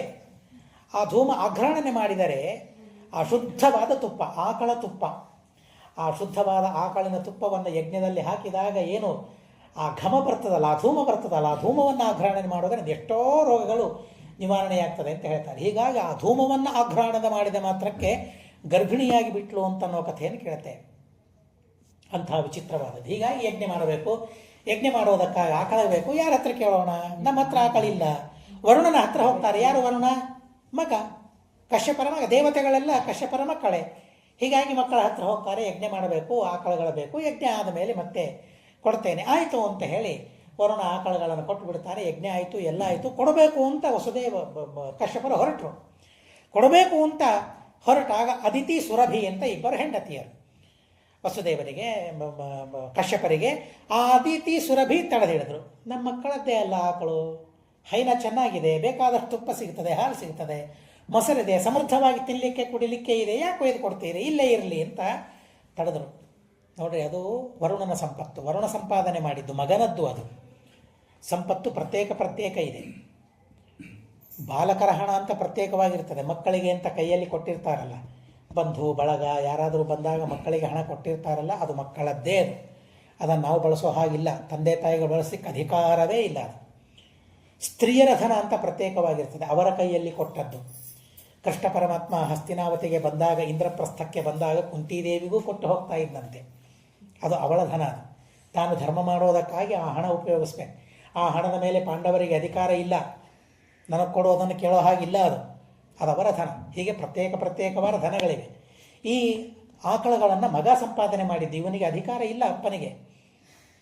ಆದರೂ ಸಹ ನಮ್ಮದೇ ಅಲ್ಲ ಅಂತ ಸುಮ್ಮನೆ ಕೂತ್ಬಿಡ್ತಾನೆ. ವರುಣನಿಗೆ ಚಿಂತೆ ಆಗ್ತದೆ, ಟೆನ್ಷನ್ ಆಯಿತು. ಈ ಪಾಪ ಅಪ್ಪನಿಗೆ ಬರಬಾರದು ಅಂತ ವರುಣನಿಗೆ. ಹೀಗಾಗಿ ವರುಣ ಯಾರಿಗೆ ಹೋಗಬೇಕು, ಏನು ಮಾಡಬೇಕು, ಮತ್ತೆ ಆಕಳ ತಿರುಗಿ ಬರಬೇಕಾದ್ರೆ ಬ್ರಹ್ಮದೇವರ ಹತ್ರ ಹೋಗ್ತಾರೆ. ಯಾರು ಹೇಳಿದ್ರೆ ಮಾತು ಕೇಳ್ತಾರೆ? ಅಪ್ಪ ನಾನು ಹೇಳಿದ್ರೆ ಕೇಳ್ತಾರ? ಇಲ್ಲ. ಹೀಗಾಗಿ ಬ್ರಹ್ಮದೇವರ ಹತ್ರ ಹೋಗ್ತಾರೆ, ಪ್ರಾರ್ಥನೆ ಮಾಡ್ತಾರೆ. ಮತ್ತೆ ನಿಮ್ಮ ಹತ್ರ ಬಂದಿದ್ದೇನೆ, ನಮ್ಮ ಸಮಸ್ಯೆ ಹೀಗಾಗಿ ಹೋಗ್ಬಿಟ್ಟಿದೆ, ಪರಿಹಾರ ಮಾಡಬೇಕು, ಆಕಳ ಬರಬೇಕು. ಆಕಳು ನಮ್ಮ ಮನೆಗೆ ಬರಲಿಲ್ಲ ಅಂದರೆ ನಾನು ಸಮುದ್ರದಲ್ಲಿ ಇರೋದೇ ಇಲ್ಲ ಅಂತ ಅಂದ್ಬಿಟ್ಟ. ವರುಣ ಸಮುದ್ರದಲ್ಲಿ ಇಲ್ಲ ಅಂತಾದರೆ ಎಂಥ ದೊಡ್ಡ ಅನರ್ಥವಾಗಿ ಹೋಗ್ಬಿಡ್ತದೆ. ಮನೆಯಲ್ಲಿ ಒಂದು ತಿಂಗಳು ಇಲ್ಲದೆ ಇದ್ವಿ ಅಂತಂದರೆ ಏನಾಗ್ತದೆ? ಮನೆಯೆಲ್ಲ ಹಾಳು ಬಿದ್ದು ಬಿಡ್ತದಲ್ಲ. ಹಾಗೆ ಸಮುದ್ರ ವರುಣನ ಮನೆ. ಆ ವರುಣ ಸಮುದ್ರದಲ್ಲಿಲ್ಲ ಅಂತಾದರೆ ಸಮುದ್ರವೇ ನಾಶವಾಗಿ ಹೋಗ್ಬಿಡ್ತದೆ. ಬ್ರಹ್ಮದೇವರಂತಾರೆ, ಅಷ್ಟೆಲ್ಲ ವಿಚಾರ ಮಾಡಬೇಡ, ನಿನಗೆ ಆಕಳ ಬೇಕಲ್ಲ, ನಾನು ವ್ಯವಸ್ಥೆ ಮಾಡ್ತೇನೆ ಅಂತ ಹೇಳಿ ಬ್ರಹ್ಮದೇವರು ಆಕಳುಗಳು ಬರುವಂತೆ ಮಾಡಿಬಿಡ್ತಾರೆ. ಕಶ್ಯಪರಿಗೆ ಶಾಪ ಕೊಟ್ಟು ಬಿಡ್ತಾರೆ. ಆಕಳ ಬೇಕು ಅಂತ ಆಕಳು ಇಟ್ಕೊಂಡಿದೆಯಲ್ಲ, ಹಾಗಾದರೆ ಆಕಳನ್ನು ಕಾಯುವ ವ್ಯಕ್ತಿ ನೀನಾಗು, ಗೋಪಾಲಕ ನೀನಾಗು ಅಂತ ಬ್ರಹ್ಮದೇವರು ಶಾಪವನ್ನು ಕೊಟ್ಟು ಬಿಡ್ತಾರೆ. ಹೀಗಾಗಿ ಅವರಿಗೆ ಶಾಪವನ್ನು ಕೊಟ್ಟಿದ್ದೇನೆ ನಾನು. ಹೀಗಾಗಿ ಅಂತಹ ವಸುದೇವನ ಮನೆಯಲ್ಲೇನೆ ನೀನು ಅವತಾರವನ್ನು ತಾಳಬೇಕು. ಯಸ್ತ್ವಯಾ ತಾತ ಇತ್ಯುಕ್ತ ಸಪುತ್ರ ಇತಿ ವಕ್ಷತಿ ಅಥವಾ ಕಸ್ಯ ಪುತ್ರತ್ವಂ ಗಚ್ಚೇತಾ ಕಶ್ಯಪಾರಿತಿ. ಆ ಕಶ್ಯಪರೇ ನಿನಗೆ ತಾತ, ಅಪ್ಪ ಅಂತ ಕರಿಬೇಕು, ಮಗ ಅಂತ ಕರಿಬೇಕು, ನೀನು ಅವನನ್ನು ಅಪ್ಪ ಅಂತ ಕರಿಬೇಕು. ಅಂಥ ಪುಣ್ಯವನ್ನು ಕಶ್ಯಪರು ಮಾಡಿದ್ದಾರೆ. ಆದ್ದರಿಂದ ಅವರಿಗೆ ನೀವು ಮಕ್ಕಳಾಗಿ ಅವತಾರವನ್ನು ತಾಳಬೇಕು ಅಂತ ಪರಮಾತ್ಮನಿಗೆ ಪ್ರಾರ್ಥನೆ ಮಾಡ್ತಾರೆ. ಇದು ಕ್ಷೀರೋದಸ್ಯ ಉತ್ತರಾಂ ದಿಶಂ, ಕ್ಷೀರ ಪರ್ವತದ ಉತ್ತರ ದಿಕ್ಕಿನಲ್ಲಿರುವ ಪಾರ್ವತಿ ಎಂಬ ಗುಹಾ, ಮೇರು ಪರ್ವತದಲ್ಲಿರತಕ್ಕಂತಹ ಪಾರ್ವತಿ ಎಂಬ ಗುಹೆಯಲ್ಲಿ ಇಷ್ಟೆಲ್ಲ ದೇವತೆಗಳ ವಿಚಾರವನ್ನು ಮಾಡ್ತಾರೆ. ಆತ್ಮಾನಂ ಯೋಜಯಾಮಾಸ ವಸುದೇವ ಗೃಹೇ ಪ್ರಭು. ತಾನು ವಸುದೇವನ ಗ್ರಹ ಅಂದರೆ ಹೆಂಡತಿ ಅಂತ ಅರ್ಥ. ಗ್ರಹ ಅಂದರೆ ಮನೆ ಅಂತ ಇಷ್ಟೇ ಅರ್ಥ ಅಲ್ಲ. ಅದಕ್ಕಾಗಿ ನಾವು ಹೇಳ್ತಿರ್ತೇವೆ ಗೃಹಿಣಿ ಗೃಹ ಮುಚ್ಚತೆ. ಗ್ರಹ ಅಂದರೆ ಏನು? ಹೆಂಡತಿ ಅಂತ ಅರ್ಥ. ಹೀಗಾಗಿ ವಸುದೇವನ ಹೆಂಡತಿಯಲ್ಲಿ ಅವತಾರ ತಾಳೋದಕ್ಕಾಗಿ, ದೇವಕಿಯಲ್ಲಿ ಅವತಾರ ತಾಳೋದಕ್ಕಾಗಿ ಪರಮಾತ್ಮ ಸಂಕಲ್ಪವನ್ನು ಮಾಡಿಕೊಳ್ತಾನೆ ಅಂತನ್ನೋಲ್ಲಿಗೆ ಈ ಹರಿವಂಶದಲ್ಲಿ ಹರಿವಂಶ ಪರ್ವ ಮುಕ್ತಾಯವಾಗ್ತದೆ. ಮುಂದೆ ವಿಷ್ಣುವಿನ ಅವತಾರವಾಯಿತು ಅಂತನ್ನೋದಕ್ಕಾಗಿ ವಿಷ್ಣು ಪರ್ವ ಪ್ರಾರಂಭವಾಗ್ತದೆ. ಜ್ಞಾತ್ವಾ ವಿಷ್ಣು ಕ್ಷಿತಿಗತಂ ಭಾಗಂಶ ತ್ರಿದಿಭೌಕಸಾಂ ವಿನಾಶಶಂಸಿ ಕಂಸಸ್ಯ ನಾರದ ಮಥುರಾಂ ಯಡು. ಪರಮಾತ್ಮ ವಿಷ್ಣು ಕೃಷ್ಣನಾಗಿ ಅವತಾರವನ್ನು ತಾಳ್ತಾನೆ, ಕಂಸನನ್ನು ಸಂಹಾರ ಮಾಡ್ತಾನೆ. ಕಂಸನಿಗೆ ಎಚ್ಚರಿಕೆ ಕೊಡಬೇಕು ಅಂತನ್ನೋದಕ್ಕಾಗಿ ನಾರದರು ಭೂಲೋಕಕ್ಕೆ ಬಂದು ಕಂಸನಿಗೆ ಎಚ್ಚರಿಕೆ ಕೊಡ್ತಾ ಇದ್ದಾರೆ ಅಂತನ್ನೋ ವಿಚಾರವನ್ನು ತಿಳಿಸ್ತಾರೆ. ಅಸ್ಮದ್ ಗುರುವಂತರ್ಗತ ತಾತ್ವಿಕ ದೇವತಾಂತರ್ಗತ ಭಾರತೀ ರಮಣ ಮುಖ್ಯ ಪ್ರಾಣಾಂತರ್ಗತ ಶ್ರೀಕೃಷ್ಣಾರ್ಪಣಮಸ್ತು.